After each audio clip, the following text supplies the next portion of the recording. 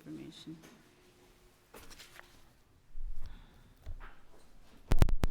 That's you open, Mark. Thank you, Clerk. Agus Maudine Mai Actina. Good morning, everybody, and we do have a quorum, and I call the meeting now to order. I welcome all members to this meeting of the Committee for Communities. Can I remind everyone in the public gallery that mobile phones must be turned off. Mobile tablet devices can, however, be used through a Wi-Fi connection, and all devices should be muted. Password details are available in the gallery for anyone wanting to connect to the Assembly's Wi-Fi network. No recordings or photographs are to be taken. Can I remind members also about the protocols regarding the use of electronic devices? Switch all mobile phones to airplane mode and activate Wi-Fi connection. Please use tablet devices discreetly and in a way which does not interfere with proceedings, and be aware of the cameras when using the tablet device. I would also like to remind you once again about the very sensitive pick-up from the microphones. So, members aware of any apologies? No. Clerk? No apologies. Thank you. Moving on then to item 2, Chairperson's business. Just members, by way of an update, I previously advised the committee of my plan to attend the Enniskillen Drama Festival, and I attended that on Friday night. And I would like to thank all of those involved in what was an exceptional night, I have to say, and an exceptional festival in terms of 9 straight nights of plays from amateur dramatics groups. And I think the benefit of a lot of that is not just the cultural aspect of it and the enjoyment we take from it, but for those involved, the social connection that it generates, and the sort of a spirit of camaraderie is quite remarkable. So it's an important issue. It's one I don't think as a committee we should underestimate, and certainly I hope during the course of this mandate we'll get a chance to have a look at that. But I think it's just great to see people out there doing things like this on a voluntary basis, providing entertainment, and just encourage people in general to support the arts where they can. The other thing I wanted to mention briefly, members, was just the fact that you do have the report on child poverty released NAAO report released this week is there in your pack. Concerning messages within that, they're saying around a fifth of children here are in relative poverty and 8% in persistent poverty. So it's a really worrying issue. It's the last strategy ended in May 22, and there is no strategy in place at the minute. So an issue of concern. And just briefly and finally, I also want to mention the fact that this week was Young Carers Week, and clearly there's significant issues within this department. I attended a meeting as chair of the APG a couple of weeks ago with Blanad Gervin, who is a member of the Youth Assembly here in this building, but also a young carer herself. And I just want to acknowledge the work of Action for Children and some of those groups that are working with young carers, and to send a message out to young carers today that we recognise and we understand the pressure you're under, the work you're doing, and the extra barriers you face. And hopefully at some point we will be able to see in this Assembly improvements made around the issues for carers.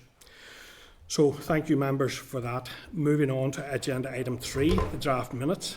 I refer you to the minutes from the meeting on the 7th of March, which are page 6 of your pack there. Are members content to agree the minutes of 7th of March as drafted? Agreed. Yeah. Thank you, members. Matters arising, members, item 4. You have been provided at page 17 with a departmental response to the committee queries on welfare reform mitigations. The reply states that officials are currently taking forward work to update the estimated cost for all of the recommendations coming out of the advisory panel's review to help inform ministers' decisions on this matter. The correspondence outlines that any future mitigation package will need to be assessed in the climate of financial constraint and the requirement to ensure that budgets remain sustainable over coming years. Do members have any comments in relation to that? Kelly? I know that we'll probably bring it up at some point when we have an update from Les Allenby, but I'm just wondering, the comment that the department has made that department officials are considering, in the round of what the financial package is.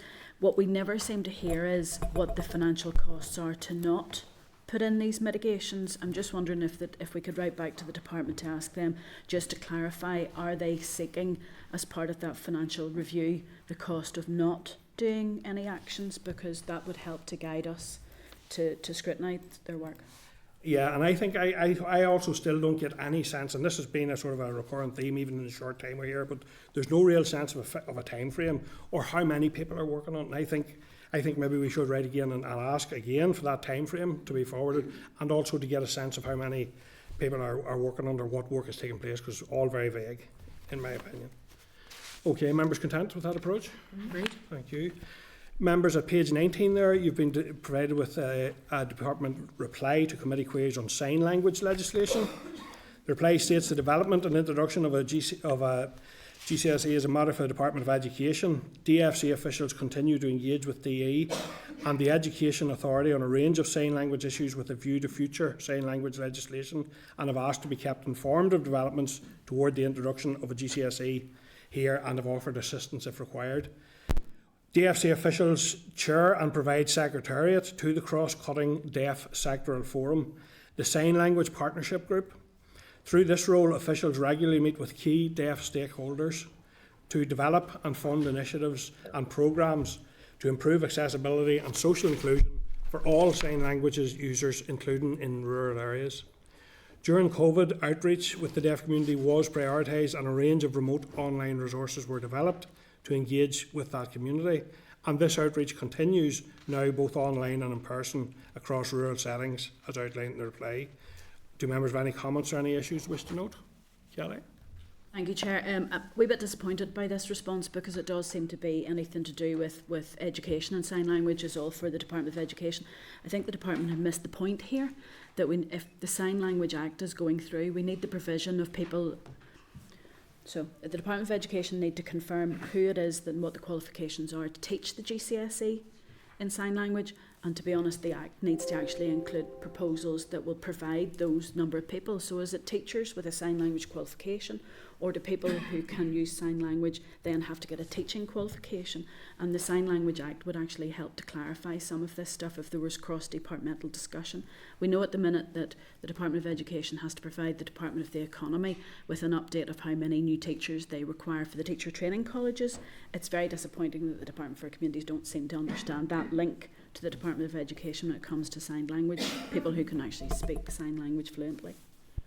Okay, so would members be content to write again in light of that in an advisory capacity? And I think it is useful information, and to ask the department to come back with their thoughts around those issues specifically. Members content with that? Great. Thank you. Members, we then on page 22, you've been provided with a ministerial reply to committee queries on local housing allowance rates. The Minister has written to the Secretary of State for Work and Pensions, outlining the committee's concerns about the freezing of local housing allowance rates in recent years. He has requested this important matter is considered with a view to maintaining pace and the increases in private sector rents going forward. Do members have any comments, or are they content to note? And I will just note there that I have a rental property myself, so just to put that out there. Ciara? I just think it's pertinent that we be updated with any responses that the Minister may receive. Committee requesting an update? Yeah, and any response that is received. Members content with that? Yeah. Members, at page 24 then, a ministerial reply to committee queries on gambling legislation. The reply states that in terms of further gambling reform, the Minister will be considering this in the context of wider departmental priorities, and will provide the committee with an update in due course. Do members have any comments wish to note on that? I think again it's a bit vague for me. There's no real indication that we know that this could be up to a 300 clause bill. It could be in the next 2 or 3 years, and I think we really do need an indication as to when that might land. I think also, I'll come to you in a second, Kelly. I think also we have an indication that there are 3 bills heading our way, but we don't know the wider legislative, and we have requested that, so maybe a follow up on that as well, if members. Just to support you on that, Chair, because as this committee, as we know, there's just over 3 years left in this mandate. If we're going to be hit with a 300 clause bill 4 months before the end of the mandate, it'll take up all the committee time, and it would just be good to know the timescales, as you say. Chair, I just would agree with Kelly. When I was looking through the papers, it's one of the things that jumped out. A lot of the replies from the Minister generally, or senior officials, is in due course or whatever. We need to hammer down timescales here, to be honest, because things are just dragging on. This was something that happened a number of years ago now. It should have been further ahead, in my opinion, and I would be very keen to see what the timescale actually is. Yeah, yeah, and I don't think it is unreasonable to ask for timeframes. Like, that's a pretty minimal, expectation, and I do think, given particularly the tight nature of this mandate, I do think we really need to start to focus on times so we can plan our own work and responses to things. So, are members content to write back on that regard? Okay, members, thank you. Maybe Chair, just as well, because of the detail, and we're not conscious of what exactly is in it yet, but it might be good to get an idea of what other reforms the Minister is contemplating as well, maybe. Yeah. Outside of legislation or just within the scope of what he's bringing forward. Yeah, I think the more information we have at this stage, the better for all concerned. Absolutely. Thank you, members. Agenda item 5 then, members, is correspondence, and I refer you to the correspondence memo at page 27 of your meeting packs. Are members content to note to action all other correspondence is outlined on the memo there? I do note the one from the Equality Commission asking the brief, and I think that'll be a useful one for us to have. So, members content? Thank you. Great. Agenda item 6 then, members. So we're moving to our first briefing, which is by the Deputy Secretary of the Operational Delivery Group. So you have once again been provided with a copy of the Department's first day brief at page 194. So I'd like to now welcome the following officials to the meeting, which Brenda Henderson, who's the Deputy Secretary, Leonora McLaughlin, Director, Pensions, Disability, Benefit Security and Debt, Leonora, and Gareth Kelly, who's Director for Child Maintenance Service, DWP Services, and Make the Call. So Brenda, and you're all very, very welcome this morning, thank you. Brenda, could I go to you and just invite you to make a brief opening statement, please, before we move to questions and answers? Thank you, Chair, and good morning, everyone. I am aware you all have seen the first day brief. I'll also try to be brief. I'm conscious I'm here to answer your questions. So, Operational Delivery Group basically does what it says on the tin. We are an operational group who work really closely with our policy colleagues to implement and operationalise policy decisions, so such as welfare supplementary payments and child funeral fund, just to mention a few. As a group, we deliver the full expanse of services from child maintenance to working age benefits through to state pension and other services in between. In fact, we connect with people at every key point in their life. There are currently 5,278 people working in Operational Delivery Group. We are the largest group in the department. 2,911 are permanent members of staff and 2,367 are agency workers and very valued colleagues. 3,300 of the 5,278, and that's around 62%, deliver services on behalf of the Department for Work and Pensions. My group has a resourced L budget of around 123 million per annum. We have service level agreements with the Department for Work and Pensions worth around 98 million annually, and responsibility for an AME spend of around £6 billion. We deliver services to around 863,000 customers in Northern Ireland across child maintenance, disability benefits, bereavement services and state pension. There are 134 vacancies in my group in the NI customer facing business areas. And in terms of how the group is constituted, there are currently 3 directorates within Operational Delivery Group, and I'm accompanied by 2 of the directors this morning, Leo and Gareth. So firstly, pensions, disability, benefit security and debt. Leo's directorate is responsible for the delivery of state pension and pension credit, bereavement services, including the child funeral fund, disability benefits, and that's personal independence payment, disability living allowance, carers allowance and attendance allowance. Leo's team also process the welfare supplementary payments. They are responsible for fraud and error reduction and debt management. Then we have Gareth's directorate, child maintenance, Make the Call and DWP services. Gareth's directorate deliver the Northern Ireland Child Maintenance Service, which aims to promote the financial responsibility of parents for their children. Make the Call, which seeks to ensure that every individual and household across Northern Ireland has access to the benefits, supports and services to which they're entitled. Gareth has responsibility for all the DWP services, and that is services delivered in NI on behalf of the Department for Work and Pensions under service level agreements. And these services span child maintenance, PIP telephony, working age benefits, including universal credit and retirement services. My remaining directorate is Digital Security and Information Services. Unfortunately, Kevin Fox, the director, couldn't be with us today. But this directorate is responsible for delivering services right across the DFC, so across the whole department.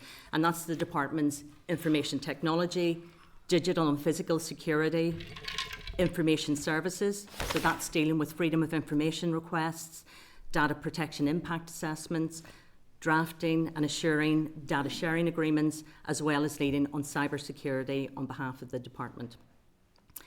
DFC's social security services, apart from the NI-specific welfare mitigations, are hosted on the Department for Work and Pensions Digital Office Infrastructure, the DOI network.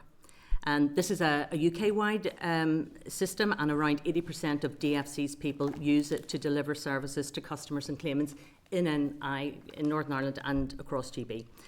The remaining 20% of colleagues in the department are hosted on the Northern Ireland Civil Services NI.gov platform. Cybersecurity is an ever-changing and complex landscape, and my team work really closely with the National Cybersecurity Centre, with DWP, and with the wider NICS to ensure the continued availability and integrity of the digital infrastructure, and that's really critical to how we deliver our services and how we protect our customers' data.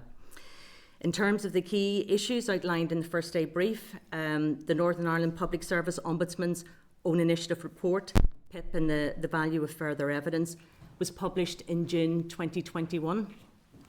The report contains significant criticisms of the department in respect of the handling of further evidence in the PIP decision-making and complaints processes. The report committed DFC to provide an action plan to address the 33 recommendations, which was subsequently submitted to the Ombudsman's Office in December 2021. The department continues to progress the recommendations, and in a follow-up report on progress published by the Ombudsman's Office in May 2023, the Ombudsman welcomed the considerable action taken by the department to implement the recommendations, whilst recognising further work is required, and I can provide assurance that that work is ongoing. This remains a key body of work for my group as we progress, where feasible and affordable, the remaining recommendations. Securing investment in counter-fraud activity. My group is responsible for measuring and reporting on social security customer fraud and error. The latest published figures for NI showed an estimated global loss of 2.3% of total benefit expenditure in 2022. The comparative figure for 2021 was an estimated 3% of total benefit expenditure. The figure for 2023 won't be available until May, so we don't know if this is a sustained downward trajectory or the beginning of an upward trend. The reason this is listed as a key issue in the first day brief is because of a renewed focus in the Department for Work and Pensions on tackling fraud in the welfare system. They are investing heavily in this area and have ambitious plans to increase the number of frontline counter-fraud professionals that they employ. To date, DFC has not secured funding to maintain parity with DWP. DFC has in the past performed strongly against DWP in terms of the estimated level of fraud and error as a percentage of benefit expenditure. Indeed, the latest published figures for 2022 for DWP estimated a global loss of 3.6% compared to 2.3% for DFC. However, the lack of investment at a local level, if that continues, NI faces a very real risk of increasing fraud and error in the delivery of social security benefits. In line with our obligation to protect public money, a bid for additional funding to recruit more staff has been submitted for 2024-25. We are also bringing forward a new fraud, error and debt strategy to ensure we are being fully proactive in identifying and preventing fraud and error. Another area mentioned in the first day brief is DWP expansion. DFC has been delivering services on behalf of the Department for Work and Pensions for over 3 decades. In the past, this primarily focused on the delivery of child maintenance and some working age and disability-related benefits. Since 2016, this has expanded to include delivery of universal credit. In the last 2 years, this work has grown further to include the delivery of retirement services and cost of living payments. Whilst the expansion plans are challenging, both in scope and in time frame, they present a great opportunity to bring more permanent jobs to NI and not just in Belfast.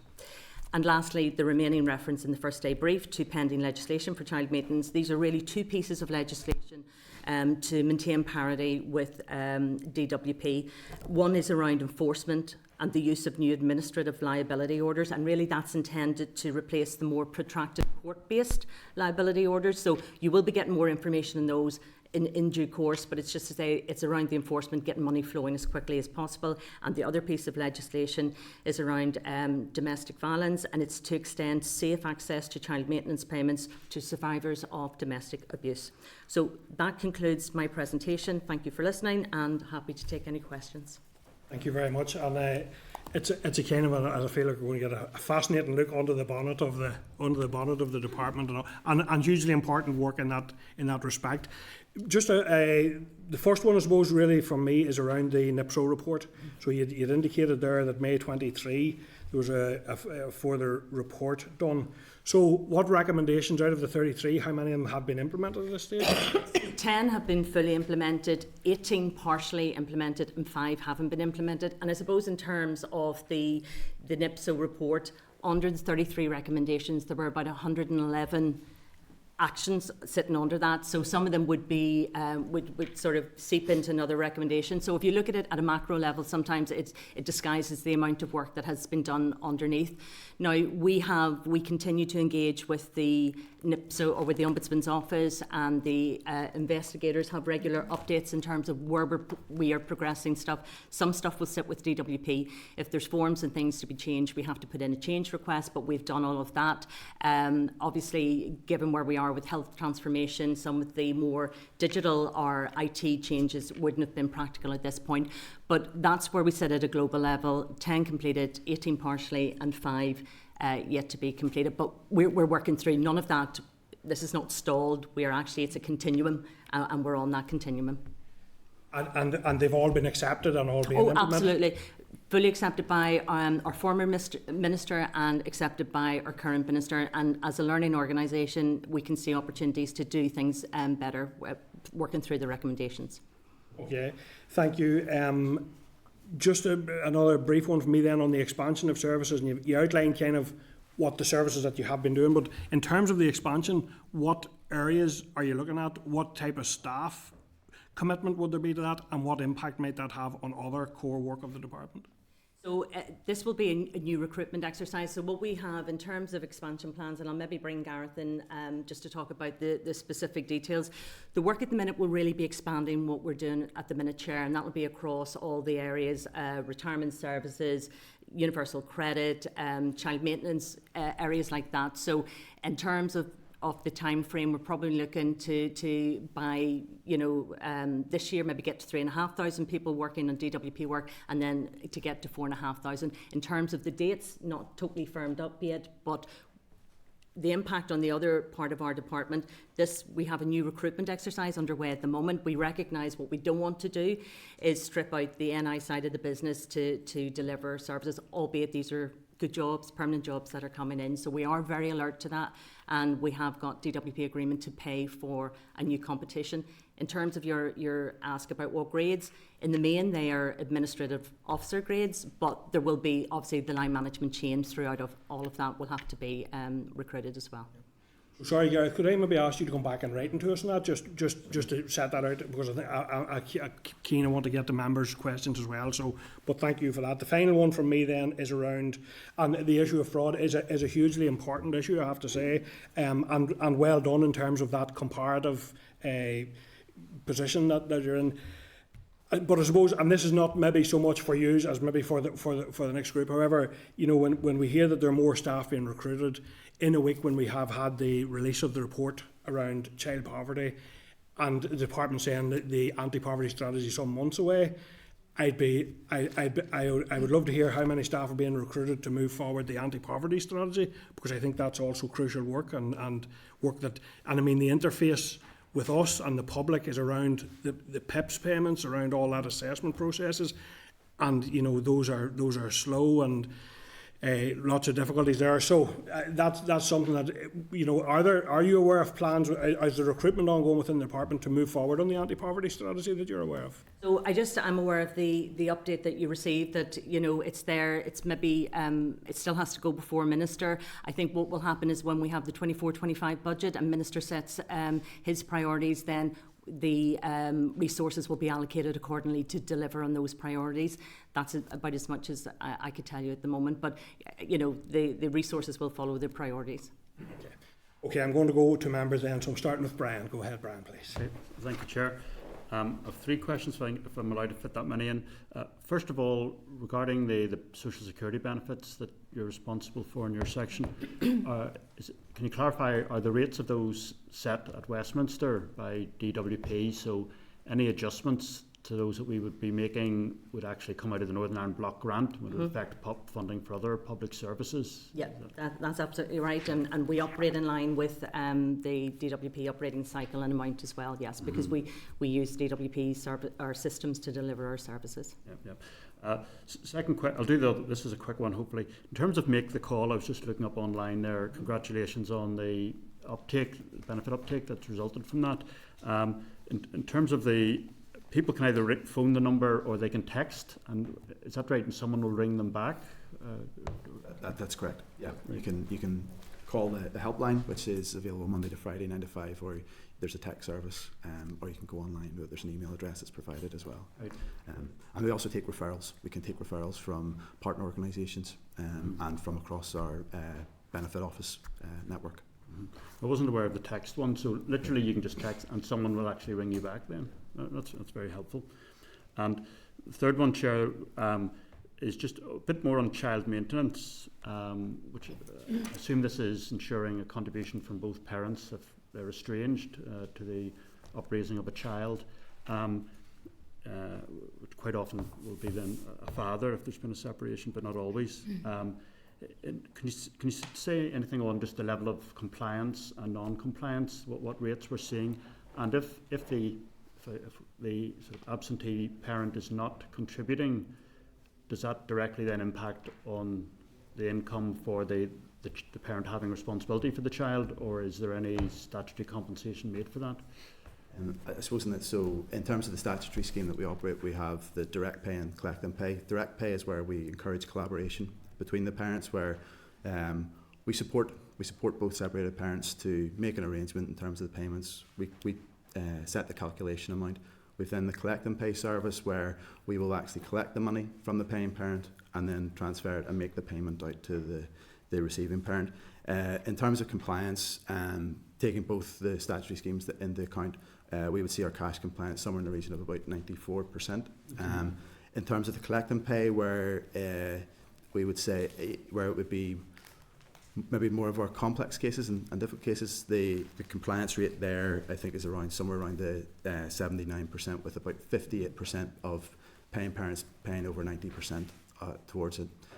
For us, the key is what steps can we take to encourage compliance, to encourage parents to take that financial responsibility for their children, even if they're maybe living apart from them. So the work that we do is always looking to drive compliance. And could you just clarify, so if the absentee parent is not paying their contribution, if they're not complying, does that mean that the parent with responsibility is losing out in income then? So the arrears will build. So the arrears will build. There's still that obligation to make the payment, and we will then look to take enforcement action where necessary.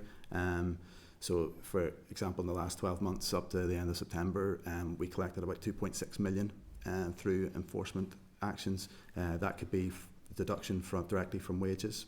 It could be deduction from bank accounts as well.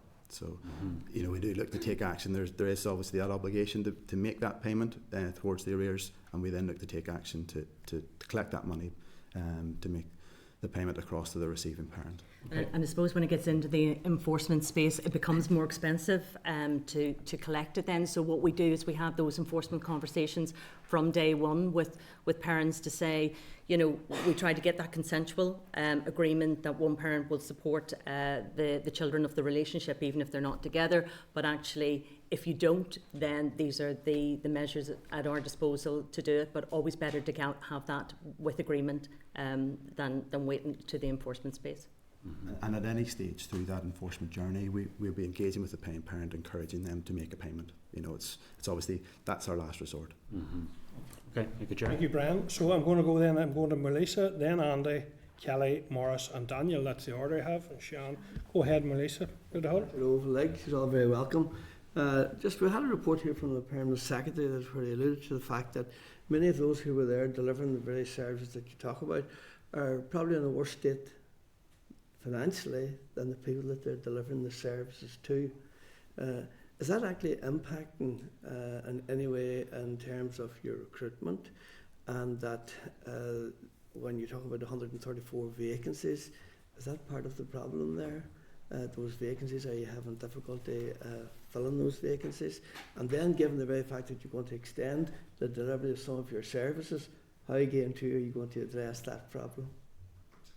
Okay, thank you. So if I go to the recruitment first, we do have an external recruitment exercise on at the moment. I think there were about 6,500 applicants to that, and that's for the administrative officer role. I suppose the one thing I'd say about, whilst we bring people in at the AO position, there are really good career opportunities within the civil service to move through the grades and to, you know, either through temporary promotion or actually through, you know, the competitions, external competitions. So we don't seem at the moment to be impacted by people wanting to come in and work in the civil service. In terms of the vacancies, I suppose the 134 vacancies, that can be, some of it is down to retirement, some of it is also down to some of our specialist roles about, and I think this was picked up by my colleague Gillian Morton last week, about actually specialist roles that you're competing in the commercial market with people who have specific skills. So that would be mainly that. It would be people who are leaving through, a lot of our people would be leaving through retirement now at the moment, and that's leaving some vacancies. Hopefully that answers your question. I noticed you didn't mention the very notion that maybe the poor pay, that it's not attractive to people maybe to make applications. Well, yeah, and I suppose, sorry, if I didn't address that, I suppose the fact that we do have people who are willing to come in and work in the organisation, either through the agency workers' contracts or through the external competition, would suggest that maybe they do see that as a starter feeder grade into the civil service, into hopefully what would be a very fulfilling and successful career. Yep, thank you, Melissa. And going then to Andy, please. Thanks, Chair. Couple of quick questions. In terms of, you'll probably be quite familiar with the last committee's work on the contingency fund and our frustration at the lack of take-up. So can I ask you what work's being done to increase the uptake of the contingency fund? And Andy, can I just clarify, is that contingency for... Yeah, instead of the advance payment. Oh, that's universal credit? Yep, you see. Okay, so that'll probably be for my colleague Paddy to pick up on. I suppose what we're doing from we only do universal credit from a DWP perspective, Andy. Right. So I'd say Paddy's better placed to pick up on that. But on that, with it from the DWP perspective, that's all the IT systems. So during the last committee, we had asked about actually the contingency fund being made more to the forefront within the IT system, which obviously hasn't happened, and that would be a bespoke change to Northern Ireland. So can you maybe speak to that? Online portal. I suppose on that one, Andy, I know, and probably Paddy and his team would be able to provide a bit further. I know that with universal credit and with the move to UC, in terms of the digital, the capacity that they have in terms of the changes that they will be making to the system, I think that would be one of the challenges that we would maybe be faced with in terms of looking to bring through any change at the current climate, just with the significant changes that they are actually in train bringing through as part of the move to UC. Yeah, no, I appreciate that, but one of the big challenges, and I often see it out there on the ground, and when we talk about poverty and the challenges facing households, is that people see the offer of an advance payment much more in their face and to the forefront. They appreciate the delivery of that's not within your remit, but it's part of the IT output, so it'd be something I'd be, given we have that here in Northern Ireland, I'd be keen to see some work done on that where we can in the department to push that with DWP, because it is a safety net for people. Just moving then to PIP, and I've had a couple of constituents raise with me recently around the time frames for PIP. Is there any current delays being experienced in terms of the clearance rate from the point of renewal or the point of application, getting that appointment with Capita and then the decision coming out the other end? Bring Leo in. I think it's safe to say we have had some performance issues around PIP. At times of the year, it's been 18 weeks instead of a 13-week window for processing. That's moved to 16 weeks more recently, but I think it might be useful to clarify. Part of that customer journey is the assessment process, so it's that, kind of the referral of the case to Capita and that information coming back. Part of the delay also is because the PIP Centre has been really flexible, just understanding how difficult it is to get medical evidence. And so where we used to get sort of medical evidence in from people making an application within 3 weeks, that's closer to 6 weeks at the minute. So we have definitely clawed it back. We are always looking at ways of improving kind of our processing times, conscious that we want to get payments out to customers, and we're working very closely with stakeholders so they are aware. If I can pick up specifically on award reviews, there is an anomaly in the system. There was adjustments made to the PIP system by DWP during the pandemic, and it means that the award review request goes out, it could be 8-9 months before an award termination. Now we understand that is concerning for customers because they're concerned that their benefit will cease. I can assure you we don't have the backlogs in Northern Ireland. Nobody's benefit will kind of reach termination point without their assessment. But we have made some changes to customer facing information just to make people aware, you don't have to worry that you don't immediately get kind of an assessment appointment. But as I say, it's an adjustment in the system which is kind of UK wide, and we don't have much flexibility with it. No, I appreciate that, Leo. And in terms of Capita, how is the relationship there with Capita? Again, don't know what colleagues are like. I've noticed a number of instances where there's been an increase in appointments being cancelled at the last moment. And I know we obviously had a briefing from Capita during the last committee, and we highlighted things like this with them, and we've been very clear with them. These appointments being cancelled at the last moment are very distressing to constituents, and I've just noticed that starting to happen more frequent again. I think we have very close working relationships, naturally enough with Capita, both from a commercial perspective on the management of the contract, and I personally meet with them every 6 weeks just on operational issues. But that is something I feed back. I guess Capita are like any, kind of big team. They're going to be, kind of subject to sick absences or things that do. But I'll certainly feed that back. Okay. Yeah, and we're not aware, Andy, sorry, of any backlogs. That they've worked through a lot of their stuff in Capita. But if there were certain situations like that, I'm happy to pick it up with Capita. If someone's been disadvantaged or because their appointment's been cancelled at the last minute, that can be stressful enough. So, and I should have said that Capita are back. Their performance is back on target again. Yeah, no, I appreciate it. I'll have to move on to the members. I'll come back to you if time allows at the end, but I'm going to have to move on in the interest of fairness. So I'm going to go to Kelly, please. Thank you very much. Thank you very much, Brenda, Gareth and Leonora. You've done quite a lot while we weren't here, so thank you very much for that. And I will put in a personal thank you about the bereavement services. All I will say is it is kindness itself at a time when people need it, so please pass that on to all staff involved. I have never come across such a decent bunch of people in my life that make things so much easier. I was just wondering, when you were talking about the NIPSO report earlier on, is there a report that exists that does an update on what the recommendations are and the actions that have been taken? If that might be good, if we can get a copy of that. The other thing that I wanted to ask, and I'm guessing this might actually come into yourself, Gareth, more than anybody else, has there been a comparison update report between the Make the Call activities and the independent advice sector? The reason why I'm asking that is because I'm very concerned about duplication. Through my office and through many of other offices, we will use Make the Call to identify what the benefit the person is on, but the support then to how they get more benefits or other aspects and other outreach is done through the independent advice sector. So while we say X amount of people have received X increase in benefits through Make the Call, I would love to know, has anybody else been involved with that person's route to that? Because I'm just very aware that I was at a meeting recently where the independent advice sector had said they are concerned about the duplication, and if there's anything we're looking at with that.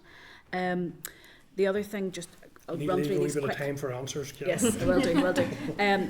I'm very concerned about negotiations with BMA on medical records, and I'm just wondering if there's an update on that. And just very finally, I had a very good meeting with Ciara Fitzpatrick recently, where the amount of error that happens by the department, it happens to everyone, but it's how that money is taken back, and is the review of how we can help people, because Ciara has said that the most amount of debt in Northern Ireland is debt created through government debt, people owing the government paybacks.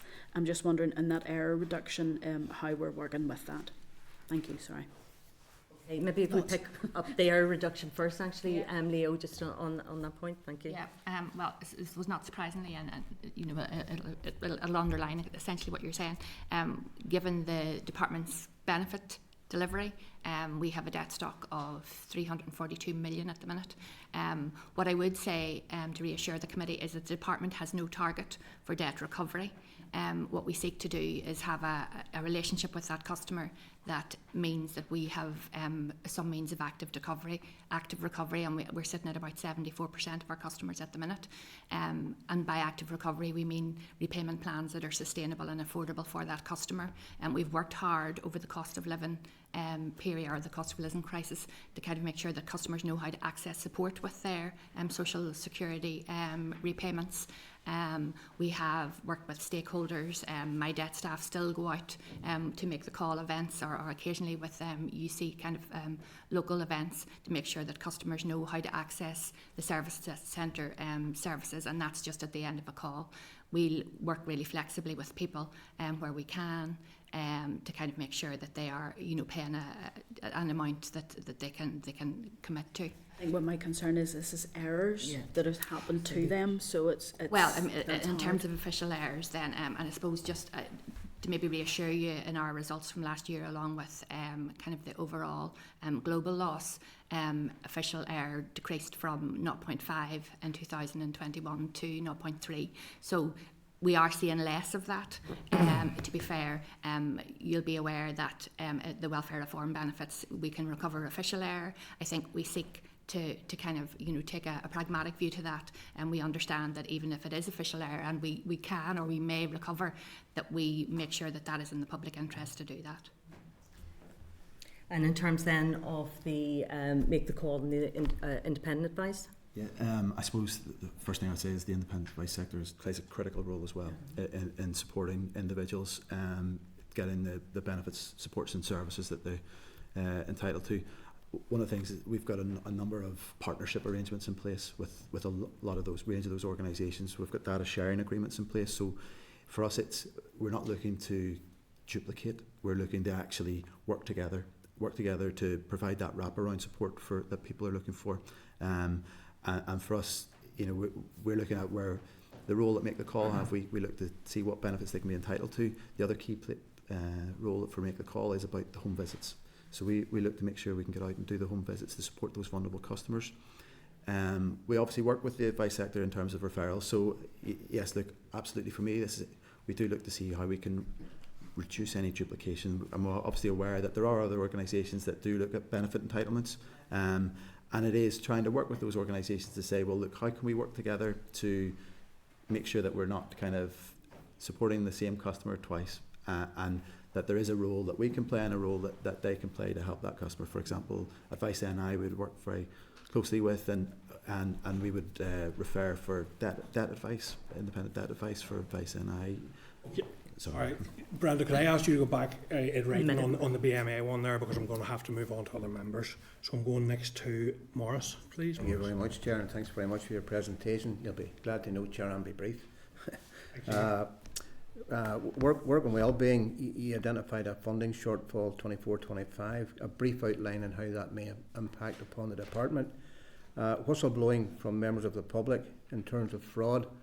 How do you deal with whistleblowing activities, and what weight do you give to somebody that whistleblows? The other thing, in terms of pick up from what the chairman said about the level of fraud, not looking for a verbal reply now, but it would be nice to have something about the level of fraud, perhaps to the committee, through the chair, in writing at some stage. But the question I really wanted to ask was how is the migration from between universal credit and tax credit. How's that going? What's the progress, and what pitfalls have been identified? Okay, if I can just come in, that'll be for my colleague Paddy. I understand this is actually quite difficult to understand. We do the operational bit of it, but the policy bit and universal credit will sit with work and health. In terms of whistleblowers, I'll come on that point. We do take every allegation seriously. Obviously, you consider we get a lot of people who, regardless of whatever the motivation is, will want to make an allegation. So what we tend to do is try and push them through a filter, see where there might be some credence to it. I don't know, Leo, if you want to mention any more about how we actually deal with that, but we do take them seriously. Yes, and that's exactly what we do. I mean, we get an awful lot of referrals, both, that can come from staff and it come from external sources. We triage those. We have a limited resource, as Brenda's spoken about, sort of the challenges we have with investment in fraud and error. So we, certainly for fraud investigations, we would prioritise those where there is a significant value. We have a threshold, but we would look insofar as we can at all referrals coming through and route them accordingly.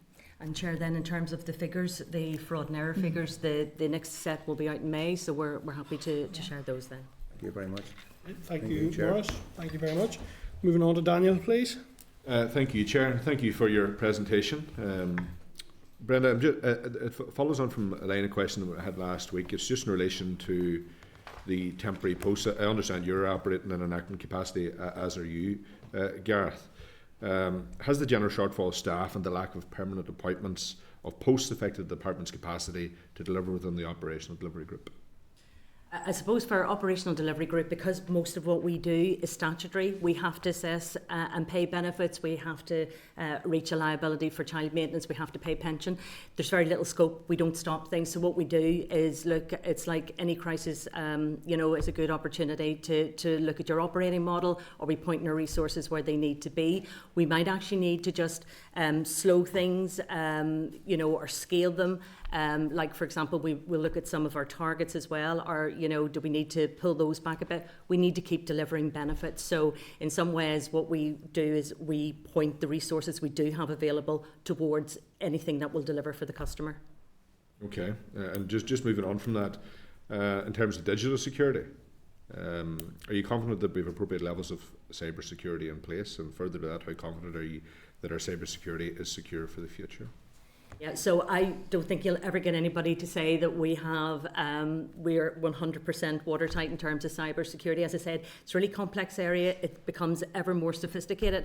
I suppose what I can say is that we are part of the critical national infrastructure through the services, the IT services that we use. We are linked into the National Cyber Security Centre. There's lots of things go on in the background in terms of protections within the system. We look at this constantly. I suppose it's all about where's your vulnerabilities in an organisation. Is it your people? Is it your premises? Is it your IT? We look at those all the time and make sure that we are linked in with the people that we need to link in to give assurances around that. The biggest weakness is an individual. It only takes one person to click on a link. And that can be a threat that's realised. So we do a lot of awareness raising with our people in terms of saying, not from a be scared approach, but actually be aware approach. And if you think you've done something, put your hand up really quickly so we can step into the space and try to mitigate any damage that may be done. So it's really about that whole awareness piece, education, and keep looking at our vulnerabilities and making sure that we're tapped into the right security infrastructure. Thank you, Daniel. Sian. Great, thank you. Forgive me if some of the questions I ask are going to be directed to Paddy. Understandable. It's quite confusing to work out where the boundaries are. The main one I have is around recommendation 16 of the NIPSO report in terms of the letters to claimants. Day in, day out, that's one of the biggest stressors that I get into my constituency office, the clarity of the letter, the clarity of the information that's being requested. Are there any ways that the department can improve those letters and using standardised language, using understandable language to actually request further information that will remove stress from those, and the people that we're seeing are generally more at risk and more vulnerable, and therefore aren't potentially in a situation to understand those letters. The other question I have is, what is the department currently doing then to support survivors of domestic violence to access money from, this is probably for yourself, Gareth, from the non-caring parent, and how will legislation make a difference to that process? Okay, so Leo, do you want to pick up the letter? Yeah. It's a shared frustration, so. Yes, and I think actually when we have been kind of working with the investigators and kind of the Ombudsman office, they have found it very difficult to appreciate. We have so little scope, you know, separately in Northern Ireland to amend letters, and they're generally system generated, and so you know, kind of that involves a change request to DWP.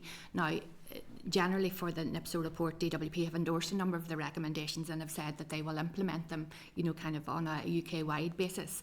But the issue is you're waiting on a change request in a very busy programme. We have done some things. I think we have, you know, kind of managed to kind of stretch the character scope in decision letters and things like that to be able to, you know, to provide a bit more detail for the customer. But I think, what I would say, I don't think that letters that cause stress and confuse customers are necessarily peculiar to PIP, but it is something we are aware of. I think increasingly we've made lots of changes to, on a slightly separate issue, we've made lots of changes to customer facing information on PIP, and I think when we do that now, when we propose a change, when we sort of get insight from a customer or from stakeholders, then we generally will check with a stakeholder, you know, we'll agree a form of wording and we'll try and do that going forward. But I wouldn't mislead you, we are waiting on a number of change requests from DWP, and you know, the kind of the scope here is not enormous. But we'll not let it fall off the radar either, because it's part of the action plan, absolutely, so we'll definitely absolutely. keep on at that.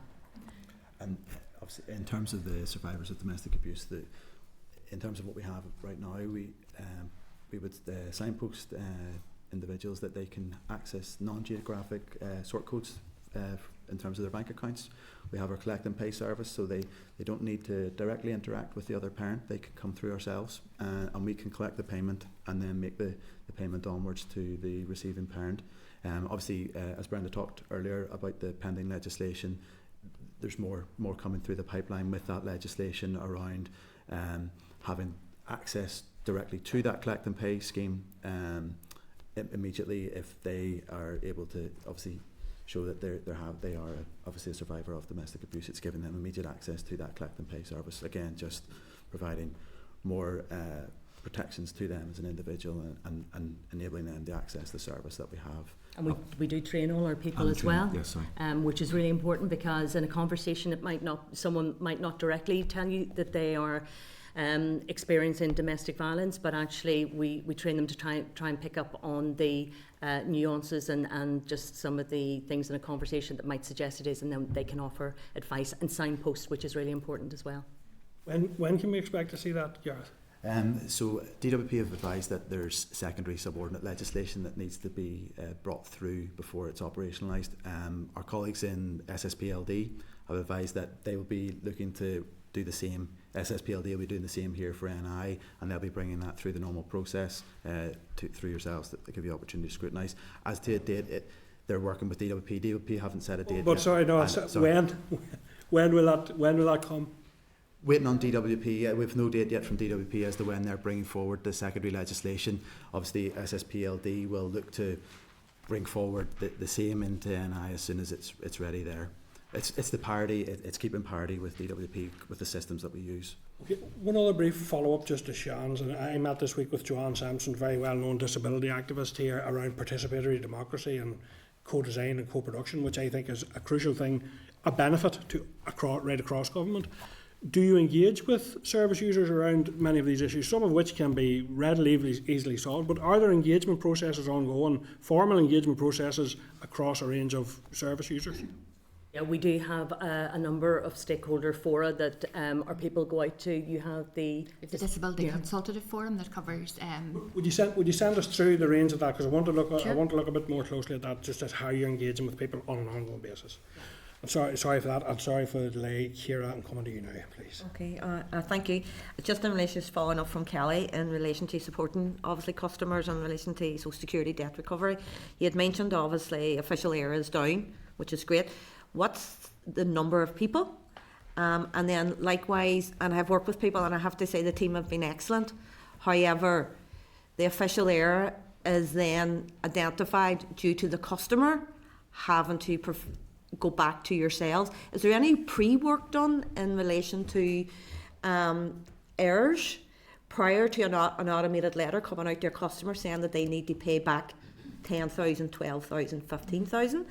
And obviously, and I have had cases where the team have been fantastic with that individual, but it's been a really stressful time, and it was generally around 2 weeks before it was sorted out. So is there any work done there? And just the number of people, how many people are we talking? And just secondly, progressing the independent advice and debt policy and delivery framework. I don't know, maybe it's at your remit or if it's policy, but where are we at with that? And just finally, you had mentioned regarding the recommendations and this fantastic work that you are doing now, and you are working closely with the Ombudsman in relation to the recommendations for PIP. There's 5 outstanding. What are there 5? And is there any barriers to your team moving on those outstanding 5 recommendations? Thank you. Thanks, Ciara.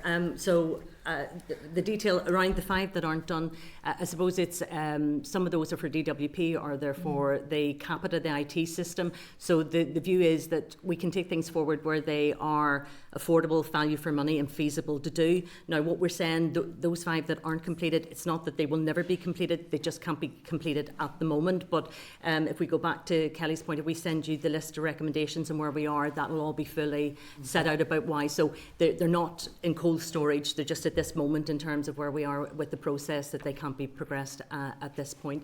In terms of the number of people in debt? In terms of, I know we have about 200,000 customers, so that 342 million of a debt stock refers to 200,000 customers. But I'm not sure that we could break it down by official error. I'll go away and look at that. I know that kind of all of the referrals that come into the kind of debt management space, the largest proportion of those are around advances and loan repayments, so discretionary support and social fund loan recovery. The next area then would be overpayments, but overpayments could be as a result of a customer error as well as official error. So I'll go away and look at that and see if we can provide a breakdown. And in terms of the strategy then, what we did with our fraud and error and debt strategy, the last one was to get an external lens put on it to say, actually, did it achieve what we wanted to achieve and where will we improve in the one that's coming forward? The new one should be ready in April, and I'm happy to share that as well. Thank you. Seems high, actually, I have to say. It seems quite a high figure. But anyway, listen, thank you very, very much for your presentation and your addressing members' questions there. And I know you've committed to bringing back some information to us in addition to those that you have provided this morning. So thank you for that, and we'll go into the next session. Thank you very much. And good luck with the rest of your day. Thank you. Oh yeah, sorry, Andy. I'll give you that wee quick follow up there just before. Sorry, go ahead. There is a wee bit of space. Sorry, Andy. Thanks, Chair. Leo, you may recall in the past I'd raised an issue, and it sort of comes nicely onto the error stuff around welfare supplementary mitigations, in particular where an error has occurred for an individual where the supplementary payment has been paid to a housing body, and that you're mandated to recover that, then putting the claimant in debt. Is that being reviewed, and will that be taken forward? Because at the time when we spoke, there was no minister and there was no way to address it. I think it was accepted that that was an anomaly that was not foreseen. I think the proposal is that we'll pick that up in the review of mitigations. That'll be subject to agreement with Minister, but policy colleagues are working on kind of the scope of that. But we've spoken to your constituency office and indeed you, Andy, and other stakeholders, so we do realise that that's a deficit. Yeah. Just very quickly, Chair, for your indulgence on that, at the time you couldn't give me any numbers. Has there been any more in-depth work on that and the numbers affected? I don't think we have precise numbers, but I'll take that away. Okay. And when can we expect to see the review at the mitigations that you're working on, the report on that? Well, this is where I'm going to really do a Pontius Pilate. That's policy colleagues, so that's the Paddy space. We'll be ready to implement. Okay, thank you very much, folks. Thank you, and thank you, members. So, folks, we're moving on to agenda item 7 then, which is a briefing by the Deputy Secretary of Work and Health Group. So now we'd like to welcome the following officials to the table: Paddy Rooney, who's Deputy Secretary; Deirdre Ward, who's Director of Work and Wellbeing Division; Jackie Montgomery, Director Universal Credit Operations; and Conrad McConnell, Director Universal Credit Programme and Working Age Services. So Paddy, can I invite invite you to go ahead and make a brief opening statement, please, and then we'll get to members' questions and answers. Hall. Yes, thank you, Chair, and good morning, everyone, and thank you for the opportunity to come and talk to you. So, Work and Health Group within the department, and I will be brief, Chair. We currently have around 3,495 staff within the group. 3,000 of those staff are substantive and 487 are recruitment agency staff. We have a resource budget of just over 181 million and a small capital budget of just over 1.6 million. We deliver almost £2.8 billion in annual benefits and finance support to around 340,000 people in Northern Ireland. At the end of January, we had about 326 staff vacancies. So the group is divided into 4 business areas. We have our Social Security Policy and Legislation and Decision-Making Services, which is headed up by David Tower. I think you've met David on a number of occasions over the last number of weeks, and actually he's here later on this morning, which is why he's not at the table with me right now. So they're responsible for the design and delivery of policy and legislation for welfare benefits, finance support, which includes our discretionary support service, state and private pensions legislation, child maintenance, and of course responding to ministerial policy directions. And of course you'll know that we are governed by the statutory framework set out in the Northern Ireland Act 1998, sections 87 and 88. We then have our Working Age Services and Universal Credit Programme, which is headed up by Conrad McConnell, and that's responsible for the delivery of Employment and Support Allowance, Job Seekers Allowance and Income Support, also known more commonly as our legacy benefits, and also responsible then for finance support, including discretionary support and social fund. And those services are delivered out of 6 processing centres in Belfast, Andersonstown, Hollywood Road, Dungannon, Antrim and Lisburn. The Directorate also has responsibility for the digital transformation of finance support and our legacy benefits and the delivery of Universal Credit Programme, and the priority right now for that Directorate is the Move to UC programme. We then have our Universal Credit Operations, which is headed up by Jackie Montgomery, responsible for the delivery of Universal Credit through 3 regions, Belfast South and North, and a network of our 35 jobs and benefit offices and 3 main service centres in Foyle, Newry and Belfast. At November 23, which is the latest published data, there are 141,000 households in Northern Ireland claiming Universal Credit, with just over 160,000 claimants. And finally, our 4th Directorate is our Work and Wellbeing Directorate, which is headed by Deirdre Ward, and that's responsible for the provision of labour market policy, design and development, and the disability employment strategy. Primary purpose is to ensure that we have the appropriate pathways and provision to help, support and encourage people closer to work, into work, back to work, and to stay and progress in work.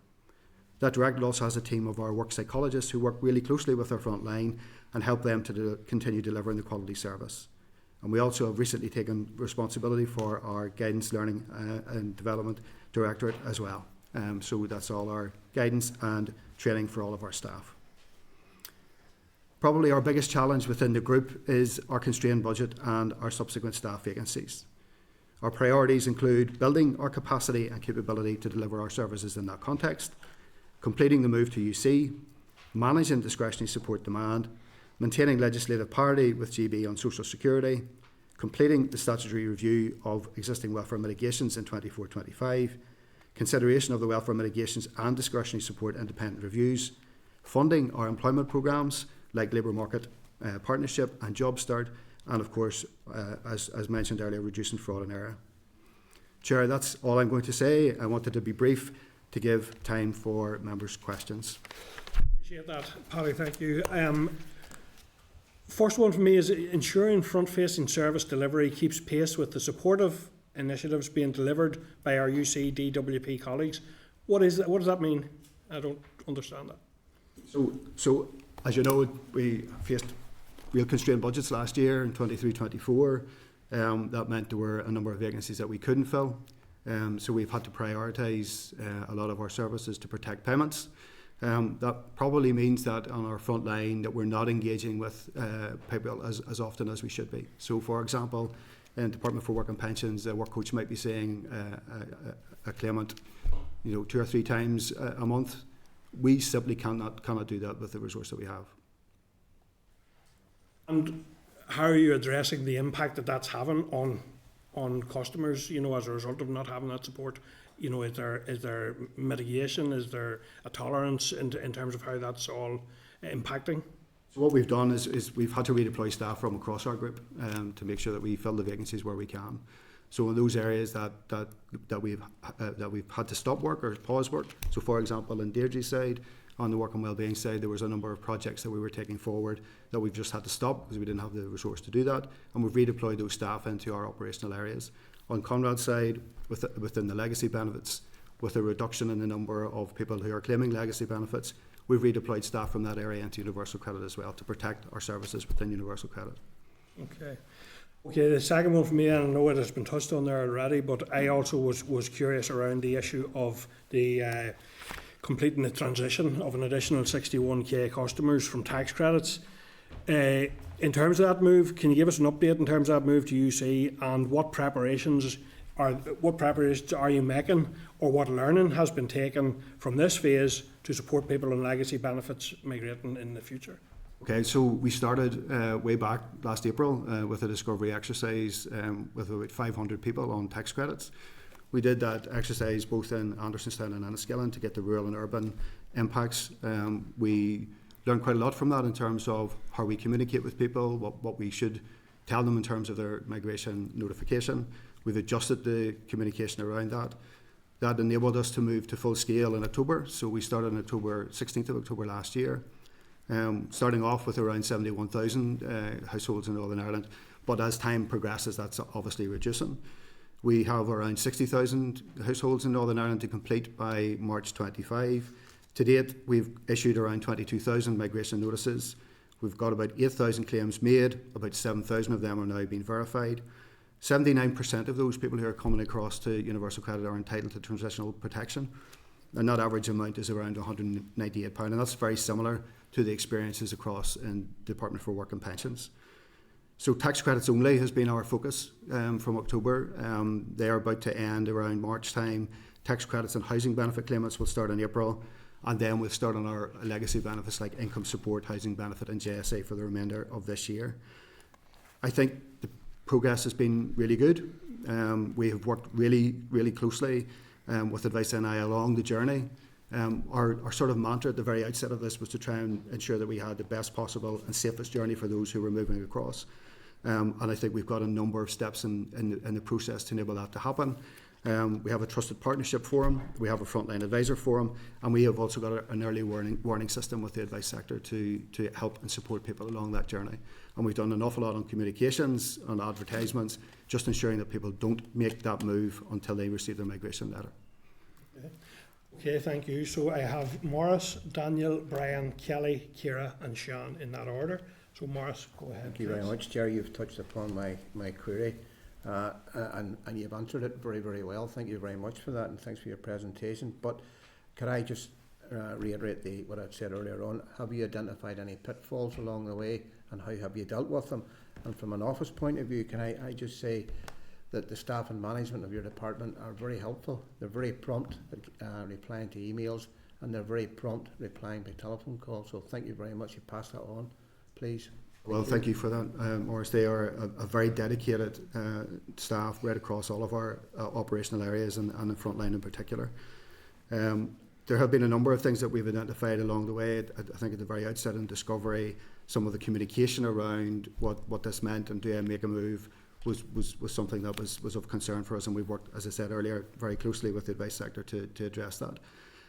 Self-employment, those people who are on tax credits coming on to universal credit maybe have never been accessing the benefit system before, and so we'll know tax credits is an annualised benefit. Universal credit isn't. It's a monthly benefit. It's unique in that context. It's for people who are in work and out of work, and therefore on a monthly basis we're looking at income earnings, and that is and can be complicated and complex for some people, and for those particularly on the self-employed, and we'll be working very closely with the advice sector and trying to address that self-employment issue and make it easier for people to understand. But of course, right across our 35 jobs and benefit offices, our staff are there to help and support people through any inquiry or any complication that they have with a universal credit claim. Thank you very much. Yep, thank you. Moving on to Daniel, please. Thank you, Chair. Paddy, you're very welcome, as are your colleagues. Paddy, similar to the question I asked the previous witnesses, You too are acting in an acting capacity, Jackie, as are you. There seems to be a very clear trend in this department in relation to acting positions. Is there a particular reason for that, is one question, and has the general shortfall of staff and the lack of permanent appointment of posts affected the department's capacity to deliver within the Universal Credit Operations Directorate? I don't think it's, let's be honest, it's been a really challenging and difficult time for us. The constrained budget of last year made us, put us in a very difficult position, and we had very difficult decisions to make. What we've done is prioritise our services. We've redeployed our staff.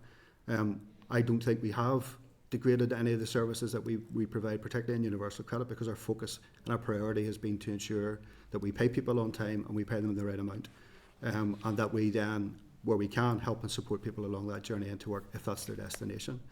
It has been difficult over the last number of years to recruit and retain staff within the civil service, and I think you heard from our Permanent Secretary previously about just the difficult challenges that creates for us. But look, we're very focused, our staff are very focused, we're very passionate about what we do and ensuring that we protect the services that we deliver. Yeah, I have no doubt about that, and I would share what Maurice said actually, that your team are very, very helpful. My office used them quite a lot, so I put that on the record. I'm just concerned in relation to the level of vacancies as well, 326. You have touched on that and the difficulties of recruitment. Is there a particular challenge in attracting the right skill set in order to deal with the challenges the department faces and your particular section deal with on a daily basis? Because recruitment is one problem, but attracting the right sort of staff is another. Oh, absolutely, and having the budget to recruit the staff that we need is the biggest challenge. If we had the budget, we could recruit the staff, and we have a fantastic team of people who help and support people along that training journey. I don't know, Jack, if you want to say more about the staffing within Universal Credit. In all honesty, in relation to the staffing situation, that is really where you have to make choices in terms of service delivery. As Paddy has said, we can do everything, but we can't do everything. So we do have to make choices in terms of the commitment of the staff, regardless of what grade they're at. They're fully committed to the job that they're doing, because they live in the community, they work in the community, and they are committed to their community. And that is only how we are actually able to deliver the service that we are delivering. It's hard work, I will admit, in terms of the work that they are delivering, not hard work working with them. It is, the work they do is very hard, but I do feel, and it's great to hear you all saying that the service that you are being provided is so good. Just specifically in your particular area of interest, Jackie, do you envisage facing resource challenges within the Universal Credit Review team?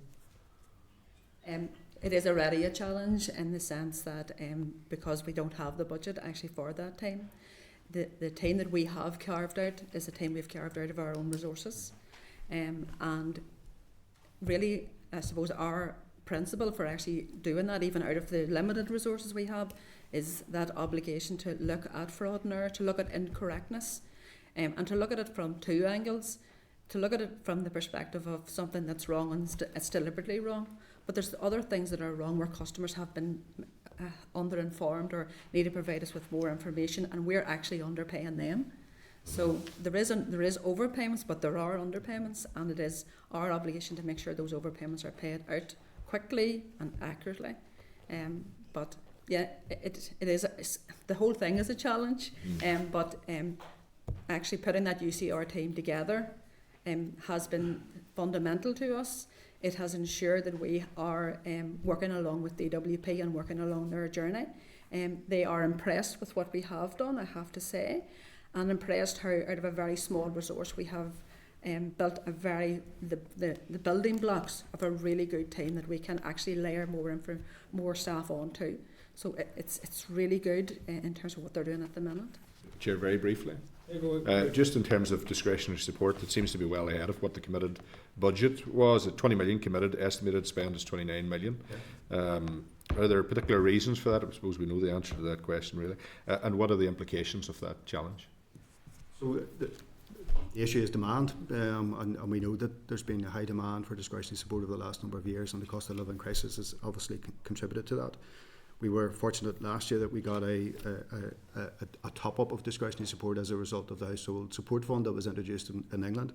We didn't get that this year, but we allocated an additional amount of money for discretionary support within our own budget this year. Demand has continued. It is really high. 29 million is the estimate. And we are looking within our own department to try and deal with that pressure in terms of additional money. Okay. Thank you. Going now to Brian, please. Okay, thank you, Chair, and thank you for the answers so far. You've already answered on this, but I just want to check the big data in terms of universal credit transfer. So you have a target of an additional 61,000 customers by next March. Yep. Will that then complete the transference of everyone to universal credit? And will that be the case? No, it won't. So the Chancellor announced, I think it was in the autumn statement of 22, that employment and support allowance would not migrate across to universal credit, or people in receipt of employment and support allowance only would not migrate until April 28, and that's still the position. Okay.